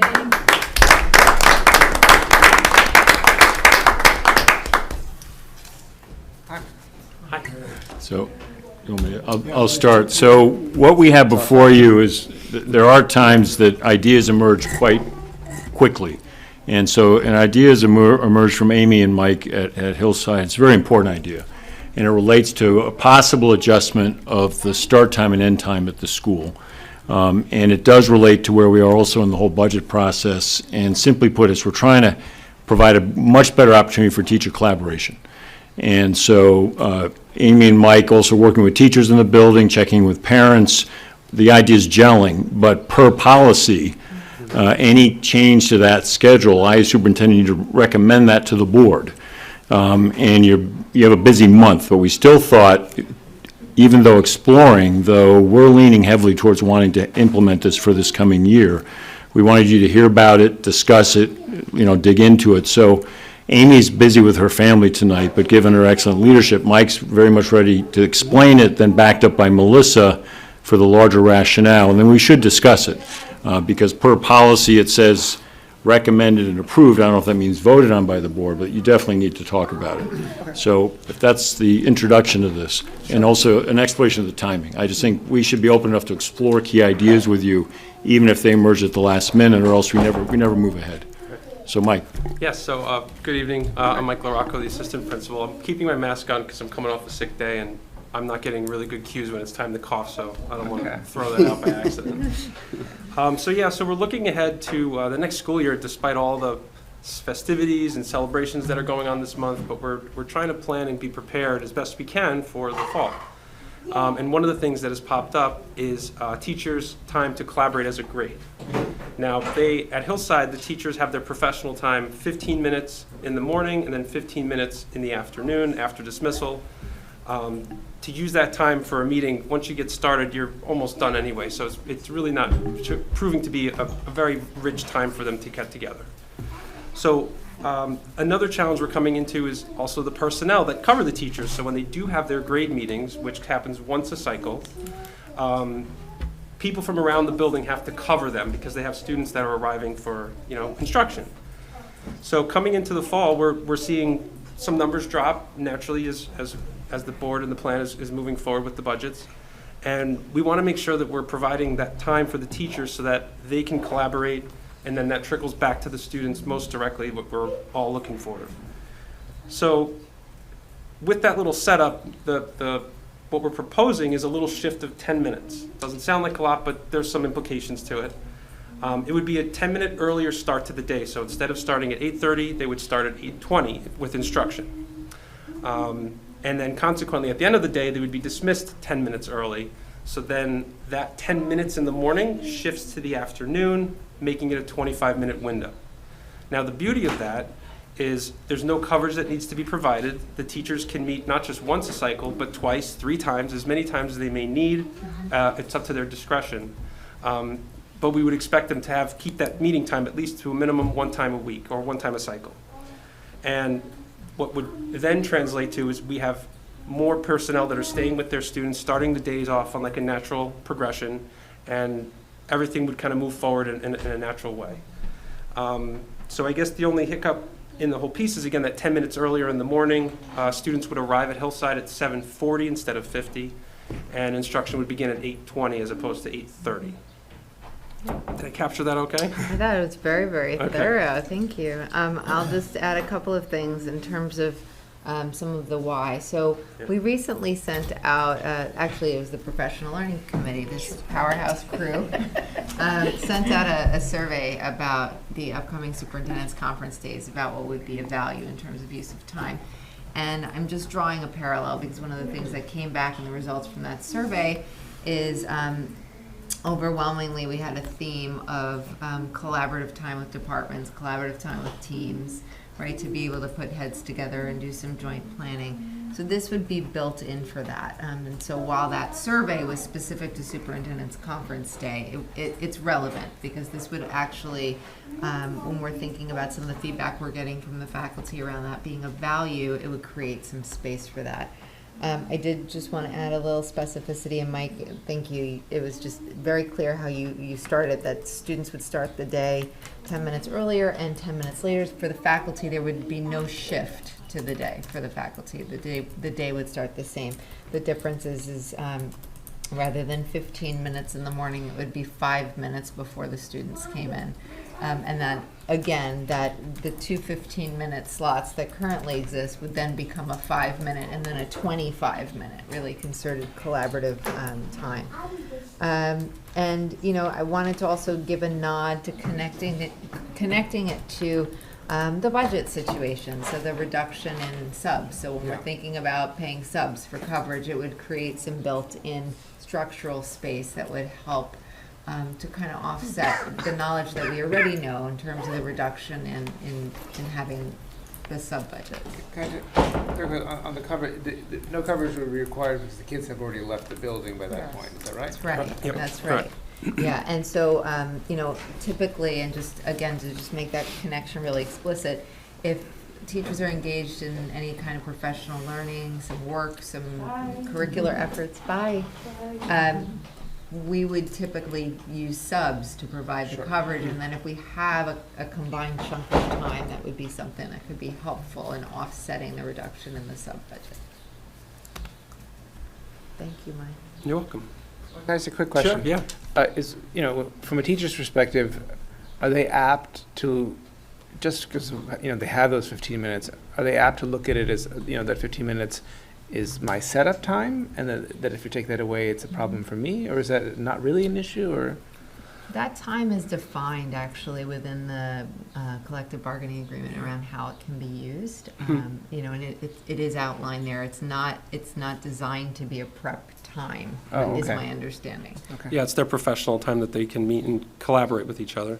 But how often do you think they're meeting for a 15-minute, are they doing grade level meetings once a week, once a month, or every day? They is do. What I think Alex is saying. Is it de facto being used as a setup time? Right. So the grade level meetings that happen for them kick in at 8:30. So that 15 minutes from 8:15 to 8:30 is where, that's their, it's their prerogative to get set up, and also professional time to get going, right? And Yeah, then so- afterwards, from the 8:30 on, that's when they would come together as a grade to have their grade meetings. And That's then- when you would need And that's when coverage. coverage is provided, and you're trying to figure out who's, But there's not really any meetings going on in the contractual 8:15 to 8:30 slot then, Melissa? I'm removed from the building at that time, so I'll be very honest, I just don't want to speak completely out of turn. My understanding, just from being one step removed, is that there is some of that de facto setting up happening, and as well as some professional time use where people are doing collaborative work. I think it's a combination of both, is my understanding. How we set up is you go into a colleague's room and sometimes, plan for the week or the day, even if it's not an official meeting. I've seen that occur in certain schools. Yeah, so I have no doubt in my mind that, our professionals are doing things that are of value and moving things forward for children. Is it being exactly, I can't speak to that. I'll be honest, I'm not, I don't want to speak out of turn. And because this is a shift of a sort of existing resource of time, it's not a contractual change, right? It's just a decision that the building leader makes? Right, we have full, correct. Okay. There are maybe some concerns given some past attempts at having teachers posted at certain places right before. This is a different issue. Okay. This is purely about the start time. That's clearly within the parameters of the superintendent based on the recommendation, to make a recommendation to the board on this. And the contract's quite clear. It says the start time may be any time between 8 and 9. Okay. And, even if there have been some past issues that may have specified a time, that may have been tied to very specific questions as opposed to the start time. Thank you, Mike. you're welcome. Okay. Thank you. Thank you. And have a good night. Good night. Take care. Thanks. Okay, I think we're on to the contingency budget presentation. So, Yeah, Joe, it's another, Joe, is it behind that one? Yeah. You can't even read that. I'll let the expert get it. Make sure Joe's The paying one that's in the attention. executive content, Maureen, the one that's in executive content is the same one? It's the same presentation, right? Yep, and it's in the regular, Oh, it's asking me, saying I need access. it's in public too. It's asking me. Oh, Password. really? Is it in as a doc? Oh, hold on, I'll give you, even though it should be, oh, no, I? One, Because I two. shared it with you and Three, you shared it four. with him. You should have it now, yeah. Just like my luggage.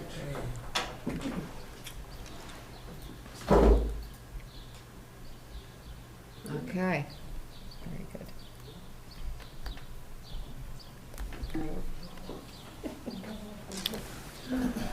So, is it up? It is up Yeah, behind so you. let me say a few things, and then Maureen's going to walk us through. There are really two parts here. There's the contingent budget to talk about, and then we have been very attentive to a number of questions about a particular professional development, professional learning. And so it's kind of two presentations in one, but they're related. And so Maureen will lead us through after I do a little opening on the contingent piece, and then Melissa will pick up on the professional development, professional learning piece. In terms of where we're on the contingent, there have been questions, very good ones from the board, as to what do we have to talk about when regarding the contingent budget. And that's a question the community should be thinking and wondering about. The state requires that you present and be ready with a contingent budget if the second vote fails. You could have gone right to this budget, as we'll review in a second, Maureen will review, but why you chose not to go right to this budget. Most districts would not in the state of New York, but once that first budget fails, you have the right to do that. Instead, obviously, we've been through the process of you looking at $500,000 in reductions and change. You have adopted that. That's up for election on June 21st.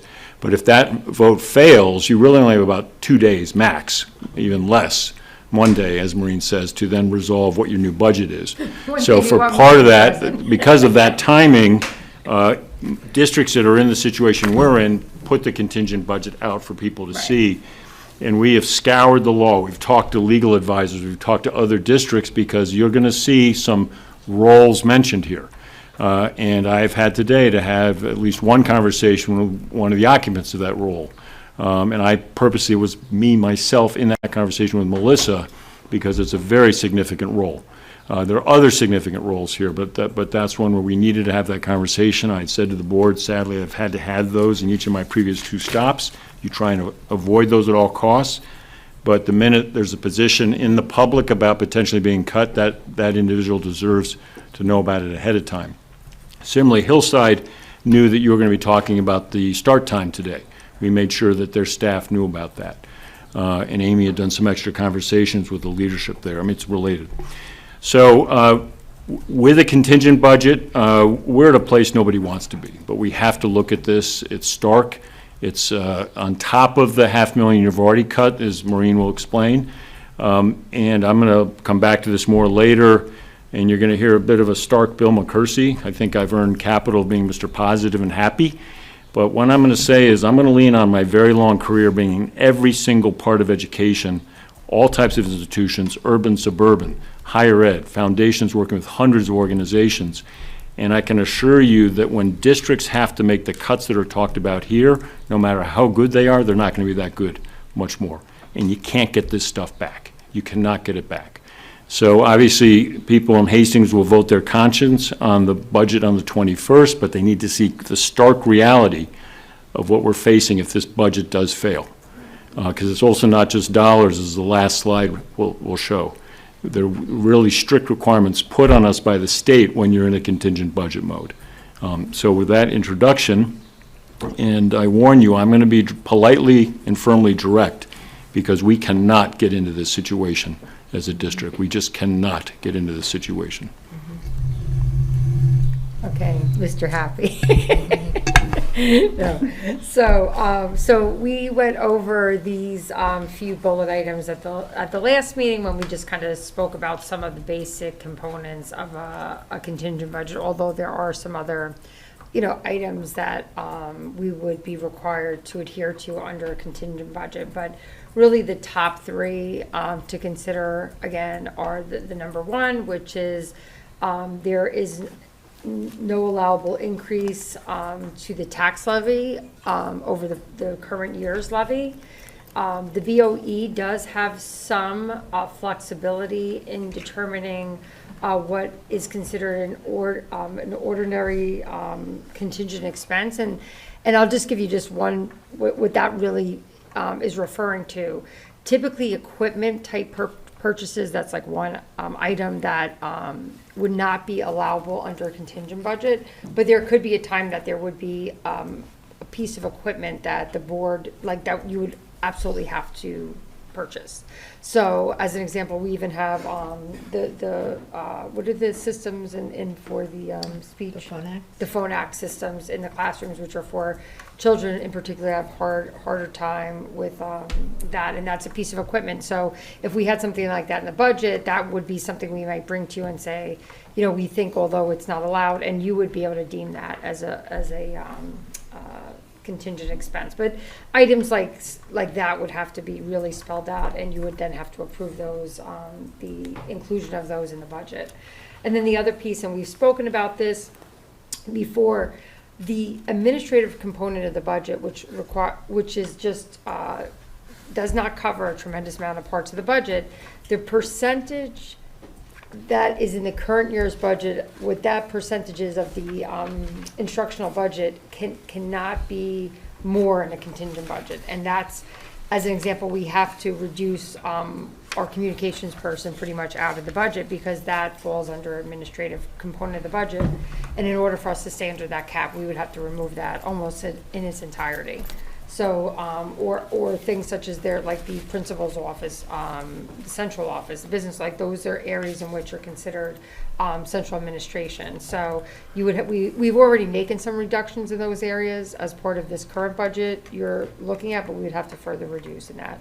You'll see that why that's one of the items we're putting as part of this contingent budget. So sorry to interrupt, but sure. So that people know that includes things like Hastings Happenings, right? Yes. And yes. Other regular communication. Right, any really like update to like the website. I mean, it would happen, but it would not be happening. It would, I mean, really, it does require, like, somebody has to be paid to do that. So it would be kind of how it had been before. And right, any of the newsletters, right, Hastings Happenings, any coverage of any events and the things that are covered under that person's title. So I think we did leave in like $20,000 because we are required to still produce a newsletter each year. And, just, you need somebody to help you professionally lay those things out. We don't have anybody on staff that could do that without at least some level of assistance. So again, these are some of the items, and I think Bill had mentioned earlier, we've had many, many meetings. Actually, the day after the budget went down, they started that day and have continued since. And this list really represents the building administration, other administrators such as athletic director, director of special education, all of those folks, director of school counseling, anyone that's kind of been in a role of administration has been coming together. And this list has shifted and changed, and there were things on and off of here, and they had to go back and, because some of them have a scheduling component, and schedules have already been created, so at least at the middle and high levels, so kind of looked at things, and to their credit, I mean, it's changed a bit since the onset, and we were also able to, we tried really to limit the amount of personnel reductions on here, and trying to, the majority of the reductions are at, I would say, not individual teachers are being impacted, but we will run through where the list currently stands, again, because at the end of the day, when the board adopts it, it's your budget. It's just like, it's always a superintendent's recommendation to you, and then the board, like the attorney said, it is the contingent budget is your budget. It is not the district's budget. I mean, it's not the superintendent's budget, so that's why you would have an opportunity to weigh in on some of these things, and that's why if there needed to be any shift, or I don't know if there would be a recommendation made at this table, but, to look at, but I can tell you that everything and anything from every position had been discussed, and at the administrative level, and what I'm saying from the building level, from their perspective of what they felt they could not live with that, that's why this list is where it is, just to be clear, and it went through, from AP classes to class sizes to, all the different aspects. So this is kind of where we are at today. So first on the list, this is one we've spoken about before when we were facing what we believed was a reduction in our state aid a few years back. The recommendation is to eliminate a 1.0 music position, and that's really a district-wide reduction. because music is kind of a K-12, and really primarily what we're looking at here is like a reduction in instrumental music lessons and some of, what is offered at each level, quite frankly, and really elimination of any type of small group lessons. The next is we're looking at doing a half-time reduction to the library. Again, this was something we had spoken about briefly, a reduction of library at the last budget pass we did. This one, it would be a district-wide, so it would be at both buildings. We would be looking to reduce library. Part of the thinking here is, again, this was an area that was looked at earlier. We also do have an opening there, so again, this would it would impact the person who is currently librarian because they would have to cover both buildings. It would reduce the library here and then shift some to Hillside, but because again, it at least wouldn't touch a person who's currently working, so that the thinking there was that, and plus in terms of what they were able to cover or manage a bit better. This is the position that which is the current inclusion facilitator role that was being recommended to be transferred into this assistant director role for next year. In the contingent budget, the recommendation is not to fill that role. And again, part of the thinking again is this is an open position right now, and considering trying to not lay off staff too. But again, this was one that was on and off, and there were many different other options that were considered. Another actually very large, the next two line items that, although aren't one individual person's job, but have a tremendous effect, and we know that, and it was talked about a lot because we have a lot of kids who participate in modified sports. I think probably a few hundred, I would think, or at least 150. But again, this was at the final deliberation from the athletic director. The recommendation was to eliminate modified sports. We probably might even save a little bit more than that because that really just covers, I think when I was just doing it earlier, again, looking over, I think the stipends alone are close to 80. And there is some other savings, so that could tweak some of these other line items because we will benefit from less transportation, uniforms, officials in that model. Again, just looking the clubs and theater, we looked at different kind of things, and what pretty much this would mean is that at each building level, they would either scale back maybe the positions. It's really going to be up to them, but they're kind of finalizing that. We talked about bringing it tonight to really show specifically, but they do understand that at each building level, they would be reducing, probably at Hillside a little less because they have fewer things, but it would probably look like 2,000 less of extra classroom type items at Hillside, and the remainder at the middle and high. And the reason theater's listed is because between the clubs and the theater, they would be looking at, just, it's not huge money, but they haven't yet settled on what that would be. Again, eliminate equipment and furniture. We are also, we have a technology lease that we buy certain things not through a lease, because things that only have a 1 or 2 or a 2 or 3 year lifespan, we don't always lease those. But what this represents is our wireless infrastructure it's out of warranty at this point. We actually put it in, we were able to secure a grant years ago that was what built our wireless infrastructure in the district. It is an expensive infrastructure. This represents a lease payment, not the entire cost of what that is required.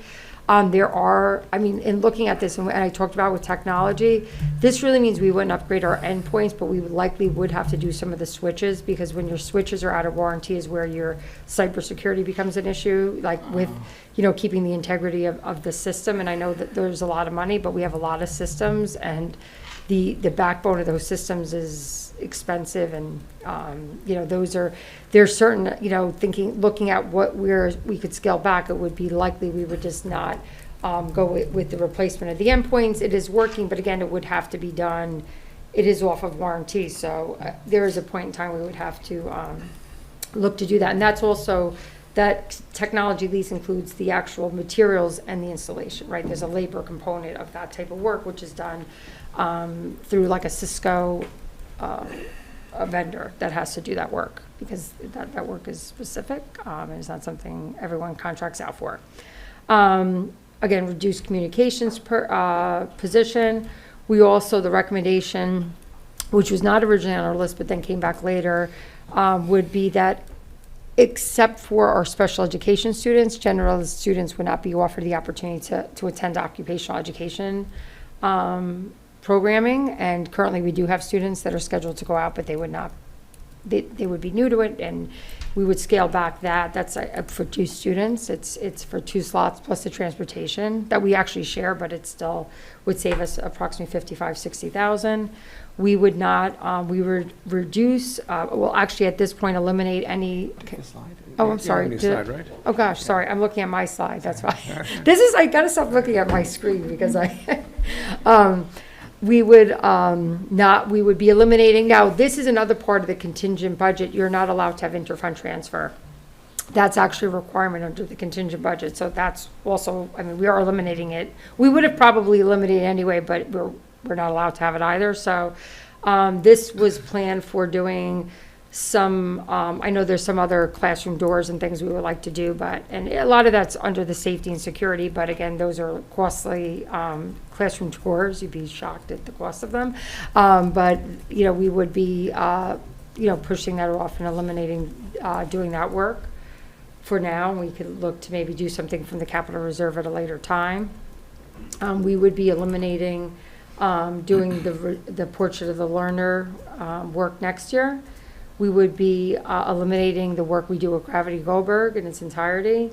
We would be looking, we have some secretarial positions open, and although we looked at it, and similar to what I said about guidance, there are diminishing returns there. Everyone think, oh, it's great, but then administrators end up doing work of a secretary, not doing their own work. So, but what we are committed to doing is looking across the board, including in my office, and finding ways to share. So we could maybe reduce the coverage in each office a few hours. So by doing so, and this would be across a few offices, we think we can save at least one position or a part of a few people. So we think we can make that work.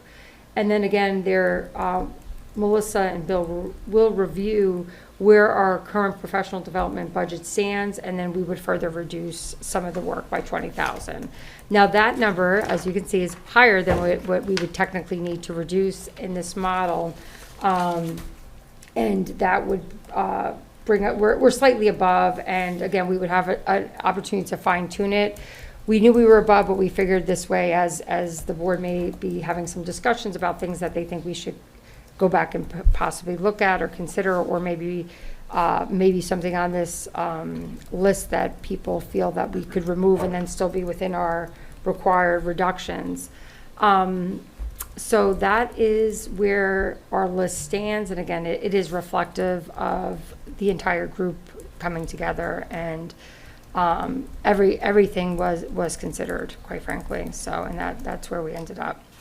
Well, when I say everything in terms of what we felt we could operationalize in a few weeks, because I know we can say transportation, but that's not something we could commit to and operationalize in 8 days, or 10 days. And that is something that would require much longer term evaluation and would require the people at Ardsley to be engaged and do that work with us, because that is that's who we pay to be our transportation supervisors. And that's not something we could just put on a piece of paper, because the contingent budget has to be operationalized.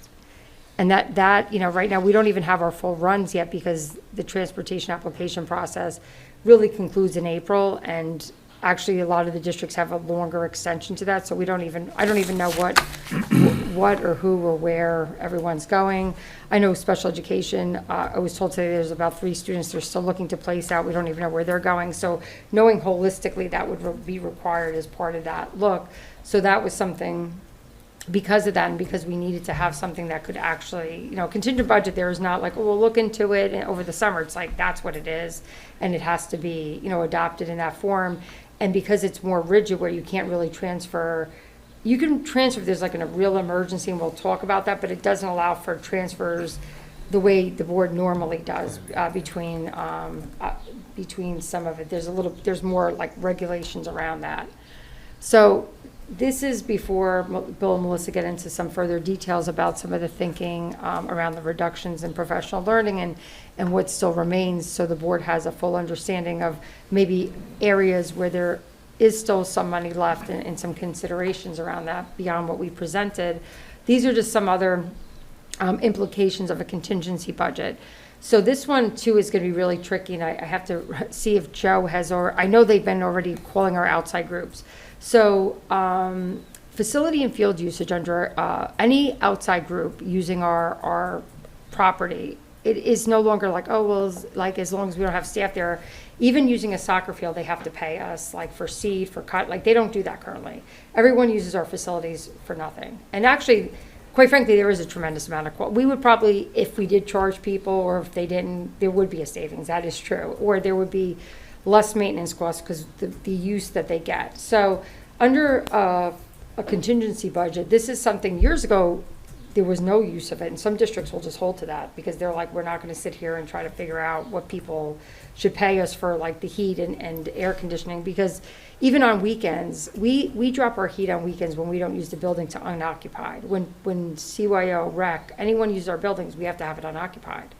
The heat in this, although there's zones, I mean, it's quite expensive and no one pays for it, like we pay for that. So in this model, including the Village Day Camp, which again is not the Hastings School District, they would have to pay us a significant, if we're in a contingent budget, I don't even know how this is going to be up. They're going to have to pay us for all of our energy costs over the summer or anything, our water costs. We usually our water costs typically go up $5,000 to $10,000. Well, I'll just say 5,000 at Hillside, just alone for that Hillside camp. And again, it's a great program. It supports. It's actually a very affordable option for a lot of families. We will have to pass those costs along, and they'll have to be picked up by them. Our security costs, all those costs will have to be picked up by the Hastings Day Camp. I'm just using that as a tangible example, which will have to happen with a few days of this being passed. So, again, it sort of passes the buck to another entity, which is still within the town. So does that include like use of the tennis courts? Yes. And the track, Yes. and everything? Anything and everything. Just Yeah. so folks understand that though, for folks Yeah. out there who might be. Yeah, I mean, I think some of them would be harder, like, it's not like if somebody's on the track or like run after them, but any type of organized organization, I think, casual use of the tennis court, yes.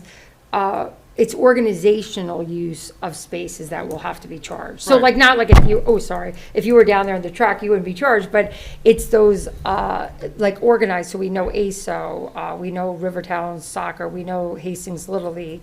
CYO. St. Matt's, I'm assuming the Village Basketball will come back this year. Correctly. Who, Aspire, Air Water, although they don't pay what the full, everyone's fees will have to go up significantly, which again, then will be passed along. And the one that's the one I've been thinking about the most really is the camp.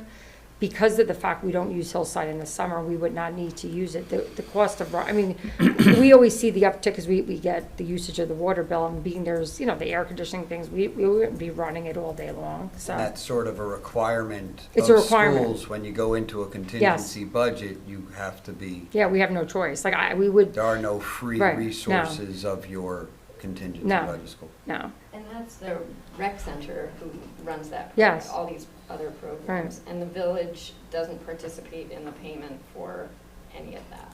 even though Well, a it's the village-run village, the recs, the village, the camp is under the auspice. I mean, it's kind of, I would guess, I would consider it being supplemented by the village, right? Because they run a very, the way the program is so affordable is because they have free space, right? Like, so that's what helps, it be affordable. And the only thing we charge them for currently, which is a true charge, is we have to clean up the space after they leave. Because it's like the bathrooms are all being used, so I have to now schedule.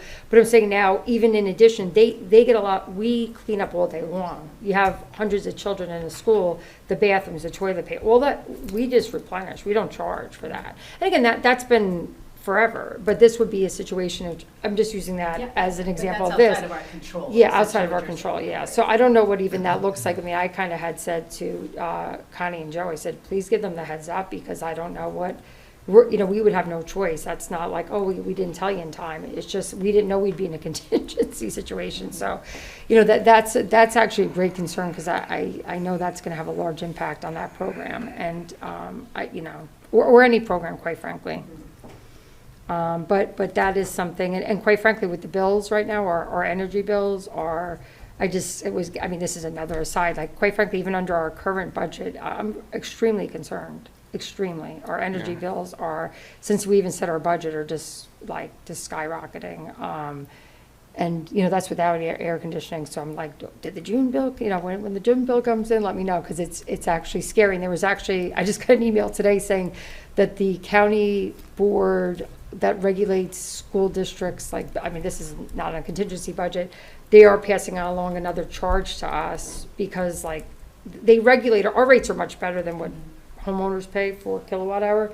But even with that, the rates are just, they're I think we're double or triple what we were paying this. I mean, it's just inflation. I mean, just that, but I'm saying is those, and I'm just thinking for us, we paid, but I'm thinking, how does the camp manage that? How do they manage us giving them a $25,000 bill for our Con Edison? It's a real, it would be a real problem. And, that's, again, one of those things that, but we would allow people to use it, but we would have to pass along. No, but, these are costs that would affect the viability of programs. Yes. And not even in the school, the sort of the ancillary Yeah, I dependencies. mean- Like anyone, Yeah, PTSA, they're you gonna, couldn't use our building. within a week of starting, they're gonna have to determine how to come up with Yeah. money that usually most programs like this just don't have. Right. So it's a stark reality of what we're facing, and goes to the entire village. Do you want to go, the number 2 and 3? Sorry. Yeah, Yes, sorry. and then the other 2 other items I want to say is, again, the budget transfers, that's more, we can get to logistics. It just speaks to, we can't, a few people, when we were determining the contingency budget, were like, oh, well, maybe we could, no, you can't switch. It's not like we'll do this sport now and then switch it later. It's that's the budget. It's not, it doesn't have the flexibility because it's a real emergency budget. So it's not as though you say, well, we'll put the modified in, but then maybe come July 1, we'll decide to reinstate. No, it's it's done, it's gone, it's out. Now, there could be a scenario where we have unanticipated expenses. Yes, of course, the board could then, we have substitute costs because we have, there's just people out. I mean, that's not something we're we can't have subs anymore. That's a different expense you could cover, but things that are, we've determined not to fund, in this contingency budget, couldn't be something if there, unless there was a grant or something that we received, if, say, we wrote a grant or received, I guess, an additional, there was a state allocation of additional state aid. There could be a world in which you could do it, but, there's not that kind of oh, we'll figure it out later. We'll get the modified sports back in by September. That, once you adopt that budget, that's out. Number 3 is implying both of that, though. I mean, Sure. we wouldn't get it back in for the Ever. 22, 23, but Bill, the way number 3 reads, it's implying that you wouldn't get modified sports back until a budget override vote. Correct. That wouldn't seem to make sense. In the 23, 24 budget, it would be just a choice of priorities. You could go higher class size in 5th grade by 1 teacher would allow you to get modified sports back without an override. Is that something I mean, I'm I think it's, misreading? I don't think it's it's more of a just kind of a statement. This one is more about, the stark reality of, occasionally if when we were facing a possible, the state doesn't have enough funds this year, that to me was, if there was, during COVID, they were unable to, their tax revenues went down in a particular year, that could refund and, rebound the next year. So you may have a year where you would reduce something, but then the revenues kind of come back into place. I think what this is saying, and to your point, you can make decisions next year. Well, we really want modified back, so we'll go to the 26, 27 at Hills. You could do that, right? You could certainly swap them out. But I think to your point, but to your exact point, Jeremy, you don't get them back without making reductions elsewhere. That's all I'm saying. Yeah, Number 3 you're absolutely implies right. that we would need a 60% budget No, to but I make think we any could say changes, with but that's not- with either significant, reductions elsewhere to With restore. reductions, you could get any Correct. cut back. Exactly. Which priority Yeah, changes. yeah. But But I think the idea there is that at the end of the day, though, the superintendent will, the board, of course, the board has to adopt it, but it is always going to be a superintendent or, this is not we sat in a room, it's it comes from the people who are running the buildings, that these are they think that these are the things that they believe are, that they believe that if they have, because I kept saying, if this has to be the following day. Like, that's how they put this list together, that this is what happens if it goes into it, and this is what they feel that would be the ones that they could, I don't know, live with, but put forth, you know, not happily, but that they could feel that it would be the least impact on what they're currently doing. Yeah, and I think, Jeremy, the question on 3 is helpful, and the board is probably thinking about this, but let me reiterate it. This is sort of about the 3rd time you've seen a what if in a cuts list, because a while ago there was that, we're not recommending it, but here it is. So if you go back to list, that we've given you in the community the choice lists, and it's that stark. If to get this back, if we, in our contingency budget, and this is roughly the set of reductions, because we looked at class size, we looked at APs, we looked at a variety of things and said, as painful as this list is, and I think it's a very painful list, it's less painful than the other. But I mean, you got to go to the other then, if you want any of this back in, you got to go back to those other lists we shared, Yes. which is you cut staff and make classes bigger. I think despite what some community feel, we are understaffed administratively. When your superintendent is your HR director half of the time now, which I value that, you know, you're understaffed at a key level. And, you know, because you got to have people who pay attention to personnel really, really well. So that's why Melissa does a lot of it, I do a lot of it, Maureen does a lot of it. But that means we're focused on 1 or 2 people and not the whole system. So, I mean, that's the kind of things that go on. So there's some very severe choices we'd face. That's, so, point well taken. I like the way you say it. You know. You know, we've, these are painful what ifs that all 7 of us are hoping our community doesn't decide to get to.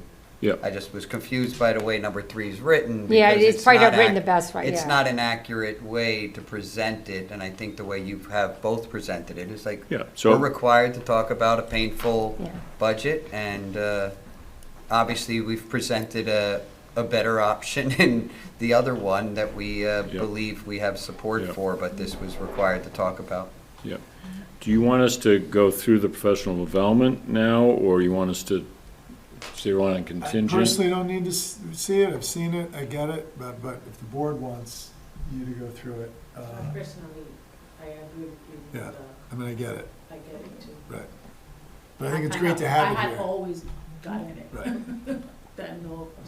Yeah, no, the only thing I just wanted to clarify, you know, just for everyone here and also the public, for anyone who's accessing Yeah. this, is that, you know, Bill started the presentation of this slide deck saying, you know, that we're listening and we are listening. And the things that you see here in the slides are specifically themes that came through in the conversations that have been coming up. So this is not a comprehensive every single thing. This is specifically what is it around consultants, you know, in terms of what we reduced from the original budget, you know, in the second go around. What is it around faculty and staff? You know, direct payments for people to be engaging in work, because even if there's sub-coverage, to be able to do that during the school day, or if we're paying people after school, that would fall in there. And then the third theme was around money that's allocated to workshops and supports. So that's what we specifically highlighted, because those discussion themes kept coming up, and we wanted to just be really clear about that. So this is actually reductions from the original budget, and then the next ones are, you know, what's still in there right now. That would certainly be, you know, and Maureen spoke, for example, Gravity Goldberg was an example in a contingency budget that would come out, but like that is still sitting in there, in those buckets, consultants, faculty and staff, money to faculty and staff, and then workshops and support. And, yeah, and I just want to say a lot of the things too, because you were talking about, there are a certain amount of PD. I know and sometimes the budget document kind of groups stuff together, and of course, I know in a perfect world, like, in most districts, as much as we would love to do, like, really much more detailed, like, there are things baked into it that are like, they're PD, but they're like required certification training, required DASA training, like, those are things we built into our budget. It does fall under that PD number. And I'm just using that one, but there are definitely things in there that I would say that even probably people, like, it's just a requirement. They have to go in order to do things. So there's a certain amount of money we do bake in there each year, and just model schools and different things that everyone, and there's different, a lot of our even our chair people or like our social studies chair and different people, they belong and as does everybody into these, that falls under PD, but they're really like curriculum kind of based work groups that they're involved in. But I mean, every time it's like 3,000 here, 2,000, so when you put it all together, but also we thought it was just interesting when you look at it as a total like number, and a lot of it is paying teachers like 80, 90, 100,000 plus the substitute costs. So much of it too is, it's less than 0.5% of the total budget, and it seems like reasonable, again, especially because we are paying our own teachers. It's not ideal always to pull them out of class, right? Like, because then they're not with their students. So like sometimes paying them outside of the class is better than having them not be with their students, even if we can cover it internally, right? So, but then also a lot of the things we pay for, we do get BOCES aid on. And we've talked about that a lot. So even a lot of the PD, we're just showing the cost, but like even at Gravity Goldberg, we do get back the BOCES aid on that the following year. So it's, in those circumstances, only about 50% of, it only really is 50% of that cost that we're showing. And we should get, and we've spoken about this before, and this has come up, we should get just one clear in the fall presentation of, PD, and then how it's allocated, 15% is state required, whatever, here's discretionary, here, and just so that we understand, because it is broken, and then here's what we're paying out of pocket, but here's what we actually get back. Yeah, because I think the problem is, it's one of those elements of our budget that gets cut up and broken up into a lot of different line items, so it's very hard for people to understand. And then it has, this term keeps coming up, which we've heard, which is like, well, we want to invest in stuff that's close to the students. And I think it's a false narrative that like PD is not close to the students. But, one of the things, the biggest takeaway I've had from this budget process is, we have to continue to get smarter to educate the community on how dollars are being spent. And this is one that's come up over the last 4 or 5 years. People question it. I've always been a strong advocate for it, but I think we need to just be really clear with the community so that we can, we can talk about it more smartly as well in board meetings. And I think, for example, your curriculum review thing, your presentation today, Melissa, and talking about, for example, Liz Miro and the impact she had and the stories, I think we need those stories. I think the Board of Ed meetings become too kind of arm's length removed, conceptual. We need the narratives of Liz came in, it cost X, here's story, here's quotes from 7 teachers. Like, we've got to bring this stuff to life, because that's the big wake-up call for me this budget season. This stuff hasn't been brought to life for the community, and so it was very easy to just dismiss it, right? Right. And still, people may have an idea that that's something I don't want to spend on. That's fine. I think what can get frustrating for administrators, others who are setting these budgets is, well, it's okay, but if you're going to say no to it, please know what you're saying no to before we say no. And that's fine, because sometimes people go, I get it, I see it now, and I still want to vote no. But I think and this is one area, and as a board, we should talk about what are those areas we want more clarity on. I mean, the busing has come up. I know historically we've not wanted to focus out on different sets of kids, so we haven't really, made it, because we don't want to target this set of kids or this set of kids, so let's make it one budget. But the problem is the community then doesn't really get educated on how we're spending money as a result. Right. It's always a challenge in these budgets, because we don't want to go, okay, it's like you could end up pitting people against each other, which is why we don't do that. But so we have to find that balance, right? Because we don't want to pit different groups against each other, just like they're talking about. You don't want to pit 11th graders against each other trying to get the 12th grade spot on the board. We don't want to pit different elements of our community against each other to go, oh, well, that because, it really did come down to that. So a lot of people voted no for this budget because they don't like the number. But some people voted no because they thought this 30,000 wasn't right, but I'd rather spend on this 30,000. But we had a rationale for why we chose that 30,000. So it's very hard, I think. So this is what I think we have to get to in the fall. How do we tee up these conversations in a way that we can discuss them. And that's my biggest wake-up call. And I think this one right here, as opposed to going through it now, Yeah. right, I think we want to do a double click on this in the fall and really have those conversations. Great. By the way, thank you for saying that stuff, and I really agree that, like, apart from, a number is a number. Is a higher number better or worse than a lower? I mean, is it blood pressure or your bank account? I mean, it's impossible to say, right? So it's like, but the value of things, establishing the value of things. I'll give you a tiny example. I saw in Doreen's not here, in the AOK electives for 8th grade. One of them is a small dollop of Project Lead the Way. Yes. And I'm sure it's a very small dollar amount, but it's this little sort of drip from high school science that comes down into 8th grade. And for the kids to see that, and I witnessed my own daughter's reaction, and she was like, oh my God, that's so cool. It's a little tiny thing, but the value of those dollars spent, it introduces something that those kids wouldn't have any access to. So I totally agree with you. Those little things that just disappear have to be we need to raise the grain on it and give people the confidence, whatever the number is, give people the confidence that we're spending it in the highest value way that we can, and building assets for kids. So yeah, I agree with that 100%.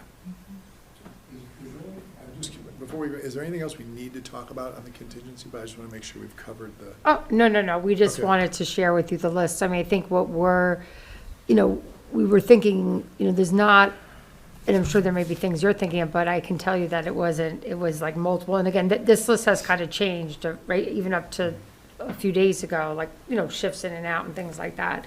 But I think, what you're seeing is, unless there's an objection to it, will be what the contingent budget will be, if we need to go into a June 22nd, is what you'd be adopting, is the current budget with these modifications. Well, in that sense, since you did present contingency budget with $31,000 more reductions than needed. Oh, yeah, that's right, that's right. If you wanted to, on public record, I think the Yes. $10,000 for drama Mm-hmm. and plays would be, and I know this was a broad stroke and we would need it. That would seem like one that would go back in a little bit easier if my priorities were shared by others. Mm-hmm. I mean, we would be able to, We kind literally of, get together on the 22nd. yes. and we But I put- think you have the majority of it, so we could put together some of those, like, finalized, like, tweaks, like, and again, similarly, like, we have put the list together and like, oh, we're over, because there were some ins and outs and things that had been put in that hadn't previously been in. But the decision was just, like, let's just put this in, so this way, over the next week, or, like, if there was a few items that we needed to kind of go back and revisit, but the majority of things on here would remain. So we also kind of consider that, like, with the clubs, like, it's a relatively small amount, but again, that's what's so hard. I mean, not that I'm going to talk about the budget, but, the budget, I know our budget is high, and there's areas of our budget that were higher, like, and one of the areas is our co-curricular, and we've talked about this, and modified sports, but I think, where we are different is, and I've always thought that was, excellent, that although it is a relatively costly, when you look at a district like ours, like, they don't offer modified sports, like, they just don't. And that actually, for them, would probably be a higher number, and it's probably slightly higher for us, because those are just the stipends. So, but there's so many things in our budget that we hold sacred, that it is like, everything in it is like, we want our class sizes, we want modified budget, we want this, and that's why, although sometimes our budget may even seem higher, there are things in it that I think make Hastings very unique too. So that's was like the challenge in this budget season, because there's so many things. And then coupled with, we unfortunately, we had the perfect storm. We had our debt coming on. We had, kind of elevation in what a lot of districts, even without new debt coming on, were facing in utility costs, transportation. We saw an increase for us, both in the cost of service, plus, having some more students.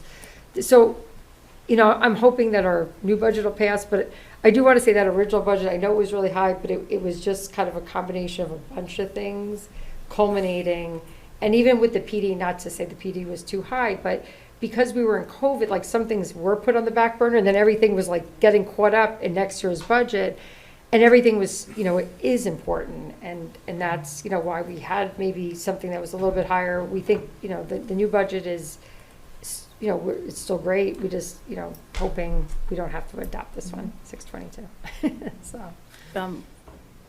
Maureen, thank you Yes. so much. No problem. I like your exhaustive way of putting things out there because it brings a lot of clarity. So I just want to, again, be my own voice, and I want to really repeat certain things. But by the way, some people said the meeting was not announced. I don't know. I don't know. There was a sound issue until okay. it was fixed. no, the sound issue was fixed at like 6:25. Okay, okay. I don't know what that was about, but it's fine, and they can look at it on YouTube later on. I Sure, guess. yeah. So I really want to first off just say it straight out there that contingent budget is not the way for us to go across board. Contingent budget is a big no-no for any district. It's not the choice. It takes away the quality of education, and it becomes very austere and too slim for survival. So I don't think that our community would even go there. So I have that faith in our community.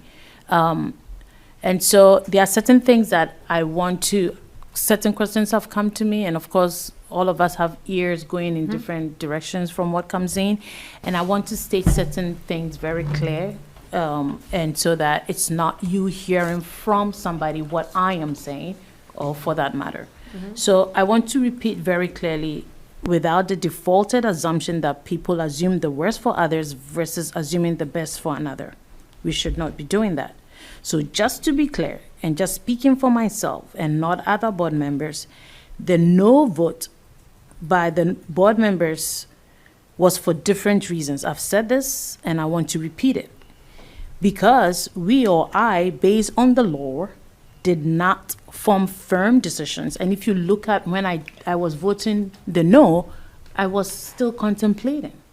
Because according to the law, none of us should form firm decisions behind the scenes or form a firm standpoint to defend before attending our board meetings according to the law, our mandated open meeting law, OML meeting, where over here, that's where we are supposed to discuss our thought process on district matters that lend to decision making.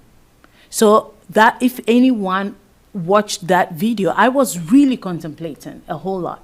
So I'm speaking for me, okay? And I'm not saying the other board members were not doing that, but that, for me, I'm speaking for me, that this was a very contemplative process for me.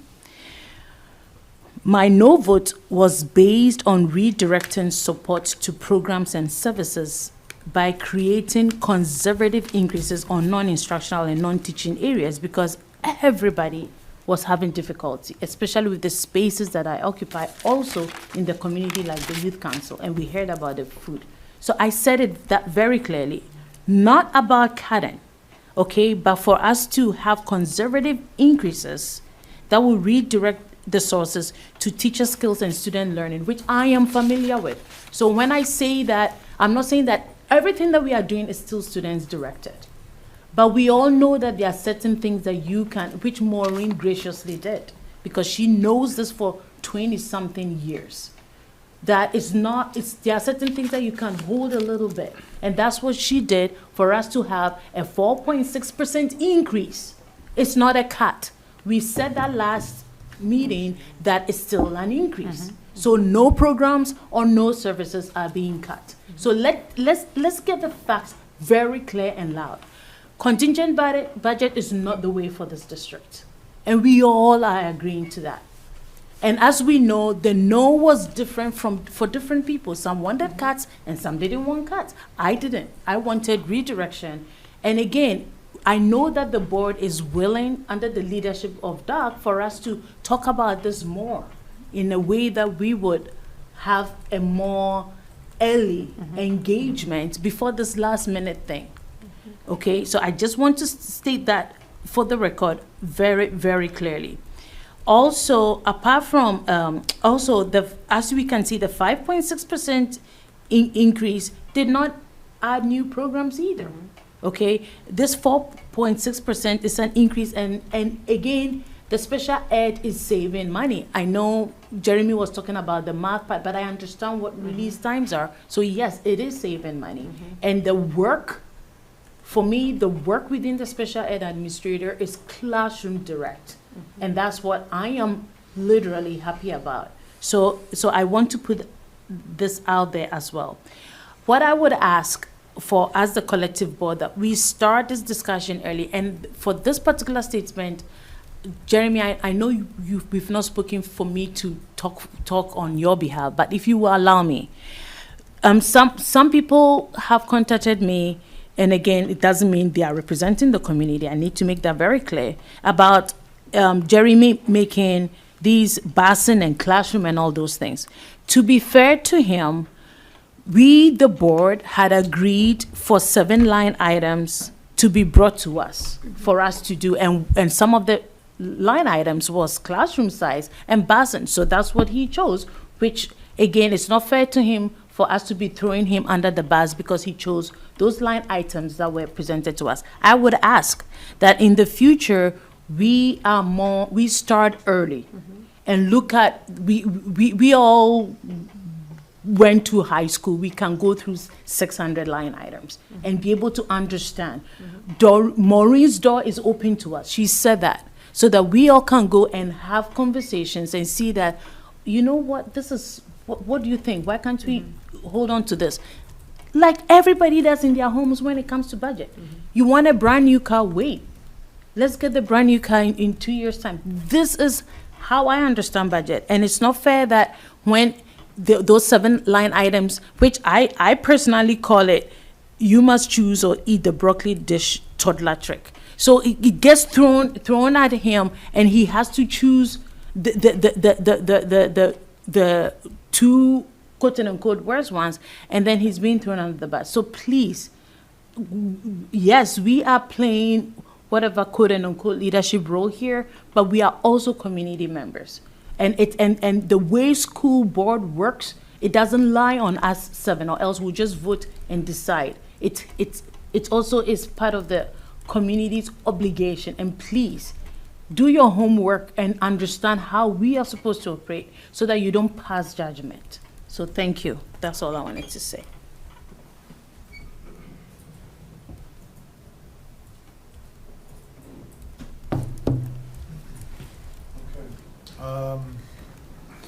So I think we'll move on from contingent budget. Oh, are we voting on something or not? No. No, but it's just this way that it wouldn't be like, it would be if we were there, it'd be unfair just to see this Oh, list okay. on the 22nd. Gotcha. So we will, if the budget doesn't pass on the 21st, we'll be voting on this on the 22nd. Got it. We're gonna put it together. Well, we don't have to as- really vote, right? No. It's- Well, we would put right. it together on like Yeah, we'd a, have to have a line. yeah, we'd have a We'd line have to have a item line item document budget that I that need to we're- like fold Right. this into to Right. put on your board agenda. This is a basic help. Yes. 25 hours in a day would be enough. Okay, business items. 8A, does anybody have any questions on items 1 through 11? I have a question.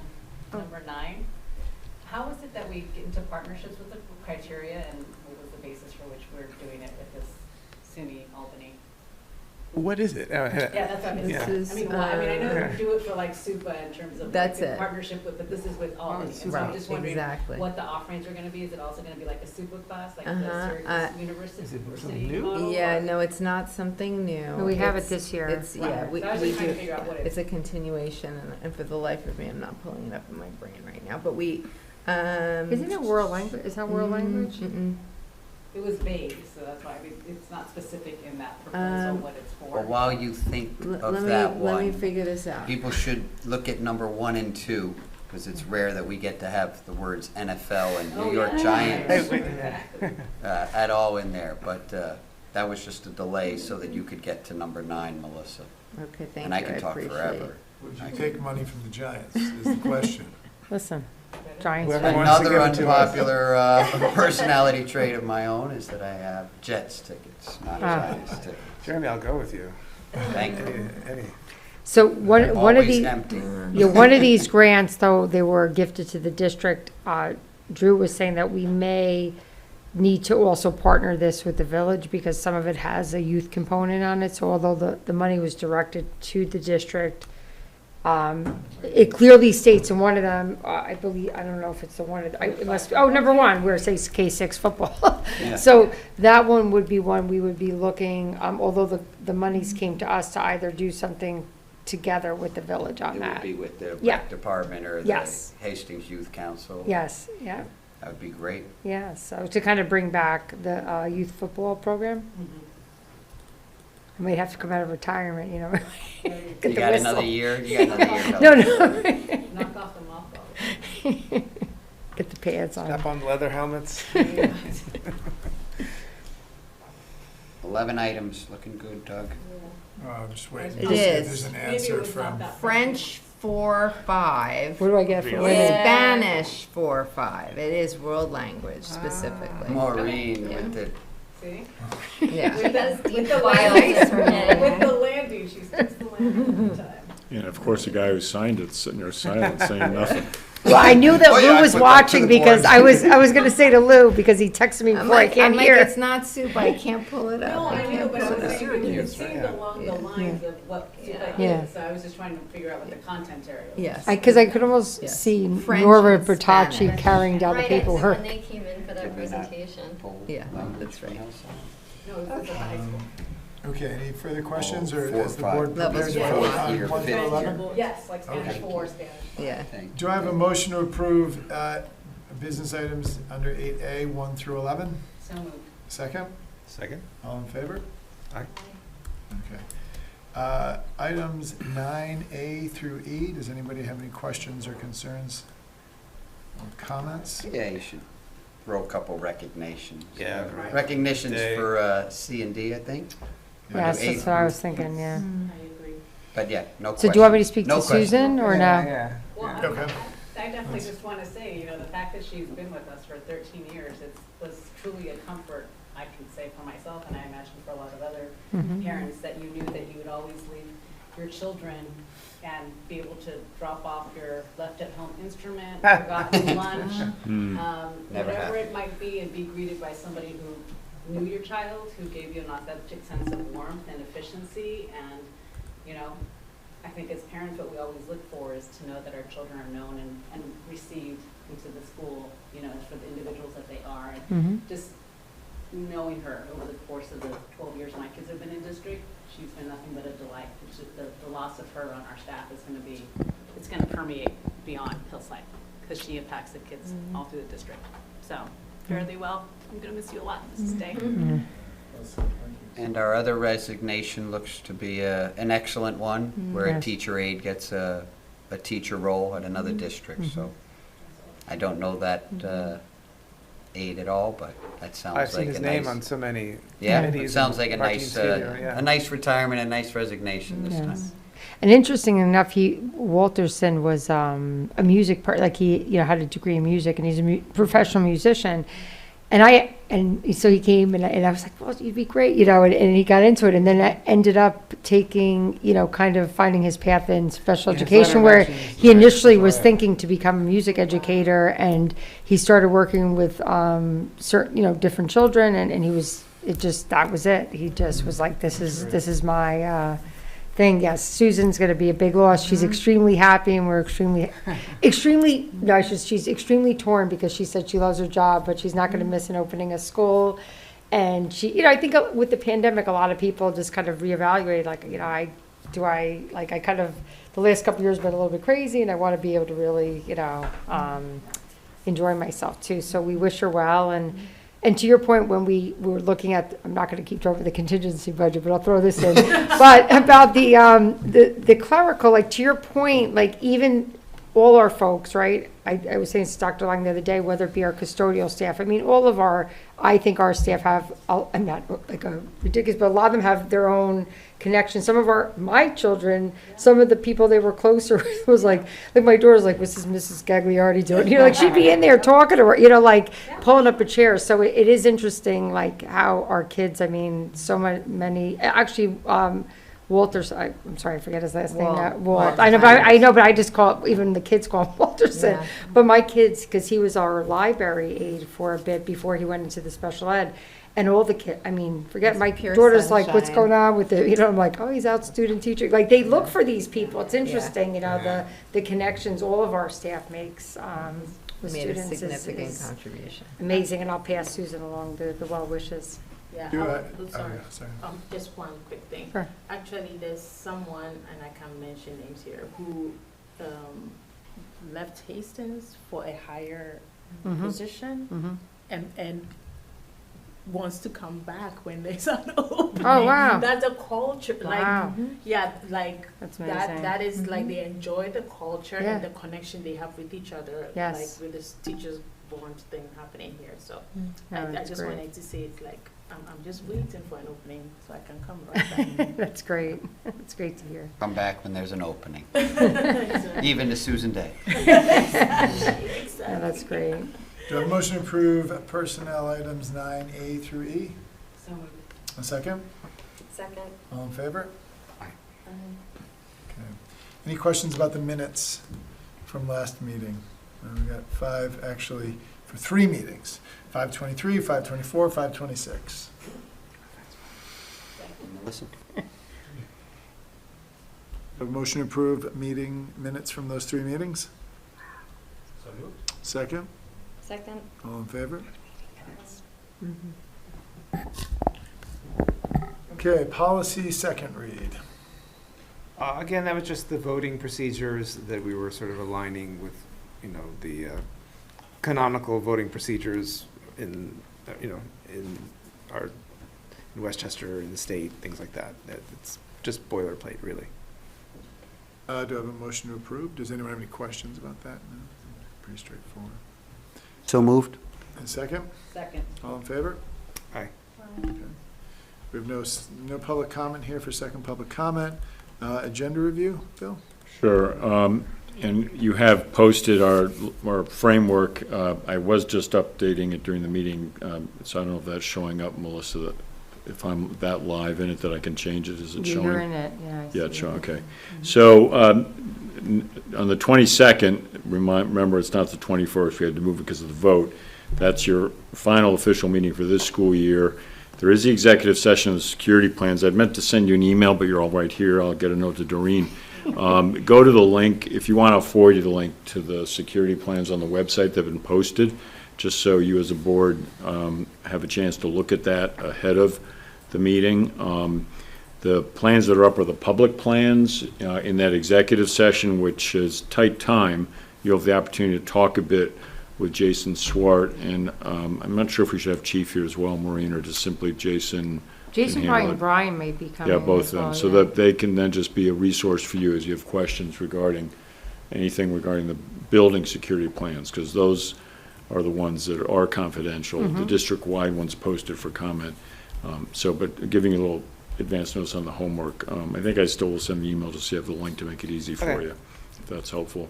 Very important retiree recognition, retiring Board of Education trustee recognition, State of the District end of the year update.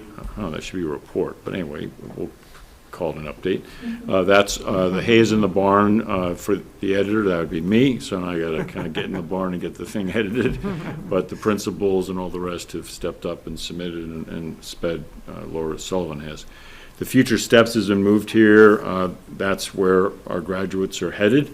And being cautious there, not just to talk about colleges and universities, to be, while that's largely the place, I think we're going to respect all of the future steps.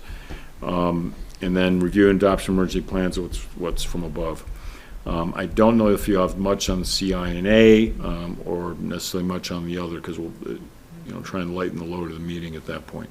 We have added now that you are scheduled for some of you minus one member, who won't be a member then, we'll be missing her, but on July 14th is the annual organizational meeting.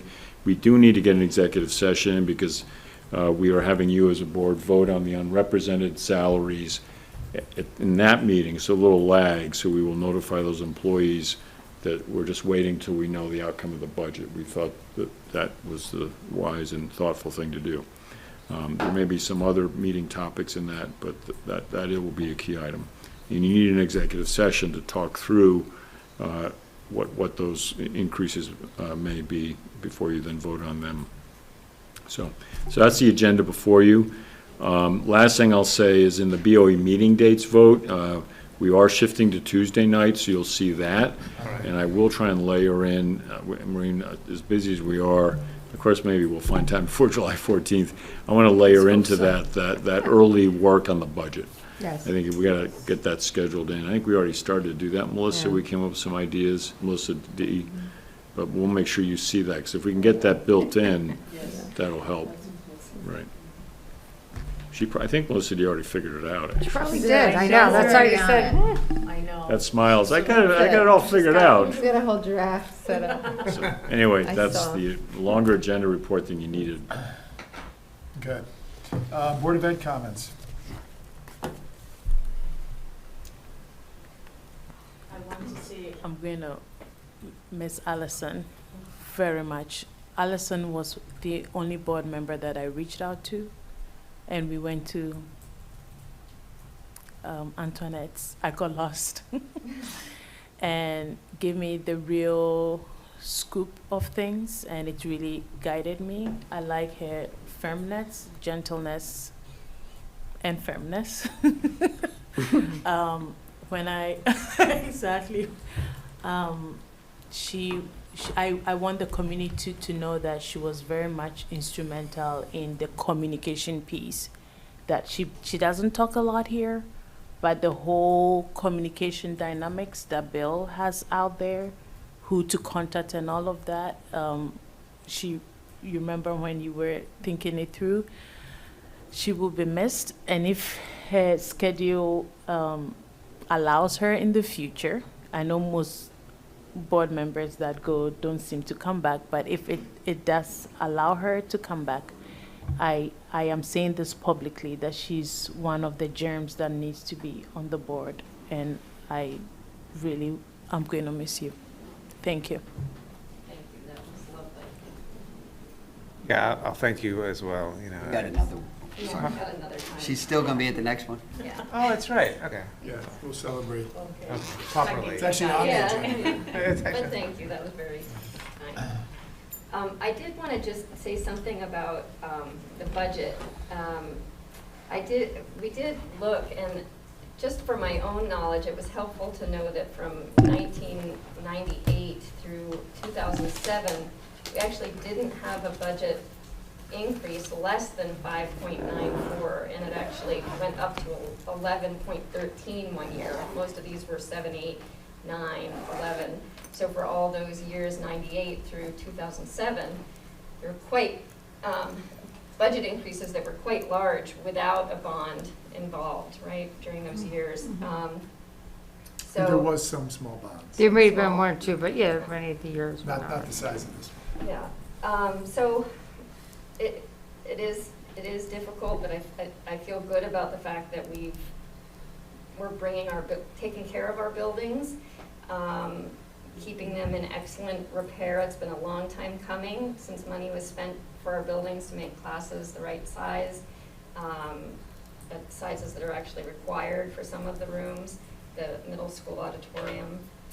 And on one other note, you had mentioned, Doug, about just making things tangible, and I know I've had several parents asking me, what exactly is professional development? Do teachers just learn about, how to use their Excel sheets and things like that? And while there is occasional tech training, I think what you all have tried to do is to hire people who are much more hands-on, like the science person that you brought in was Mira. Gravity Goldberg has been with the elementary school for several years, and she works not just in a big group. It's not just being lectured. She's with people one-on-one in their classrooms, collaborating, giving feedback. They're coming to her. She's a real resource for them.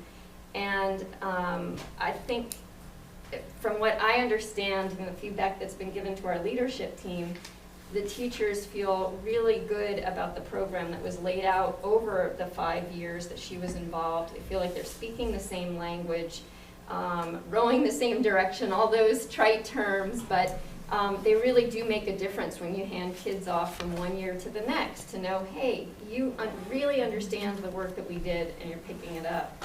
Further to that, I know some parents were saying, oh, but Gravity Goldberg is just balanced literacy.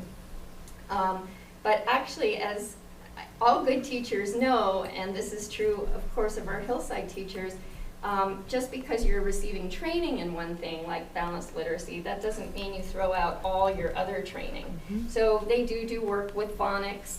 They do incorporate many other teaching skills. Wilson, some of them are trained in now, that they've learned along the way from other development. So it's a mashing together of a lot of skills that they learn from each other, that they learn from somebody like Gravity Goldberg, and that they bring in themselves.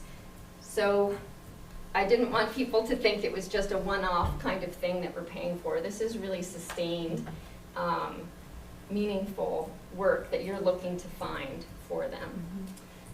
So that's a tangible example. Yeah. Thank you. I have a quick question, maybe more, you may not be, did you say those increase, do you know the increases from 27 till now? Someone did ask them, I didn't know. From, Maybe excuse, like from what year? 27. From 98 to 2007. Oh, okay, so those were the, the one that you shared, okay, Yeah. got it. The But what was the increases from 27 till now? Oh, they've been lower, actually, like, 2007? yeah, from 2007. 2007. Yeah, I have I'll them. give They've an actually analysis from of- 2008, like, because of course, I started to put the budget together in 2009, so I used to that, but actually, I think it went from like 5, it was like, it started to go down from that point, but we've had, we were years where we actually didn't increase our budget at all, we were flat. Yeah, In post You know, 2008. that's great.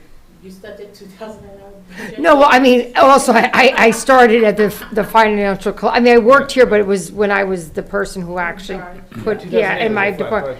Yeah, Well, but I and could and tell, it I actually was, did this analysis. yeah. From 98 to 2007 is 9 years, 99, whatever it is, 2007. There's a 92% increase in our budget. 92%. the average was This 8.5. past 9 years is 25% increase in the budget. Yeah. So So it it- doubled in Those that 10 decade. years, the In first, that decade, it doubled, say that yeah, one more time. doubled, Deb. yeah. The budget doubled in that decade. The biggest budget growth came in that decade. From I mean, 90. that's, we're dealing with decisions made then. I'm not saying anything to anyone, but we are still living with those decisions. those 10 years, the average budget increase was 8.5%. And that's why, you know, I mean, this was a statewide issue, that's why the law was passed It in was a time, it was 2012. a different time. People And made actually, different and I have to decisions. say, the other piece is, in 2008, beyond that the budget to budget went down, we were losing state aid at $700,000 or $800,000 a year. Wealth factor? No, because of, it was called gap elimination aid, so the So- state ran out of money. So in Right, addition that's to a like, we key had $1 variable. million less coming in each year, I mean, of course, that would require you to cut your budget, but it was like, we were dealing with like the double whammy, like, we were trying to bring things down, but then we were also losing revenues, like, which is Yeah, yeah. What- really what- a hard place what- to be. When did that cliff happen? When I was superintendent of Weston, we went from $1 million to 200,000 in Yeah. 4 years, yes. Yeah, it started in like 2009 because the finance, right, 2008 is when things started to go Yeah. down. And then the state, like the aid, it was, I think, like now, like we knew they were never going to pay us. But every year they would give us our state aid and say, but because their revenues were short, they would just deduct. And we actually have slide decks that we used to show, and it was like 800, 700,000 a year less we were getting in aid all those years. Like, it was actually, like, so I was like, God, how did we get through it? But I mean, those were years where our teachers, like, there were like holds on contracts. There were just a multitude of things. We reduced a lot. We actually had people who probably don't remember, we actually had more in district runs, like we had more buses, so the buses were like shorter rides. Like, there were just different things we had that now it doesn't, I mean, it was probably better to have more efficient busing, like I'm talking about in district, but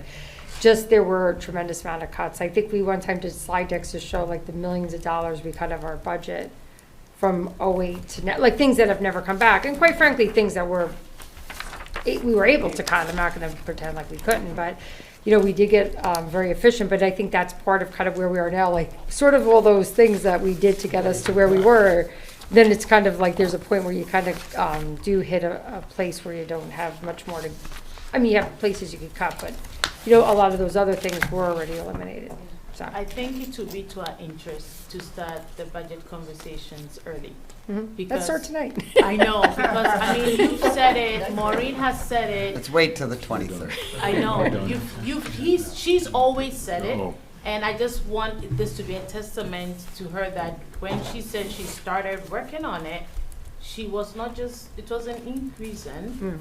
And so, like, again, when we the board that are supposed to adopt the budget, started early, it sort of would allow the community to slowly be in the know Yeah. of things. So I just wanted to. Well, Yeah, Damaris, it's- picking up on that, you know, Yeah. Maureen and Bill, of course, never stop. You know, they're always working on it early, but what I would hope to see is that the board, coming out of a no vote in the budget, you know, the board prioritizes it early, because obviously the finance department and the administration is a 12-month job and involves finance and curriculum. But if the board wants to pick it up early, I think there'll be some benefits for our community.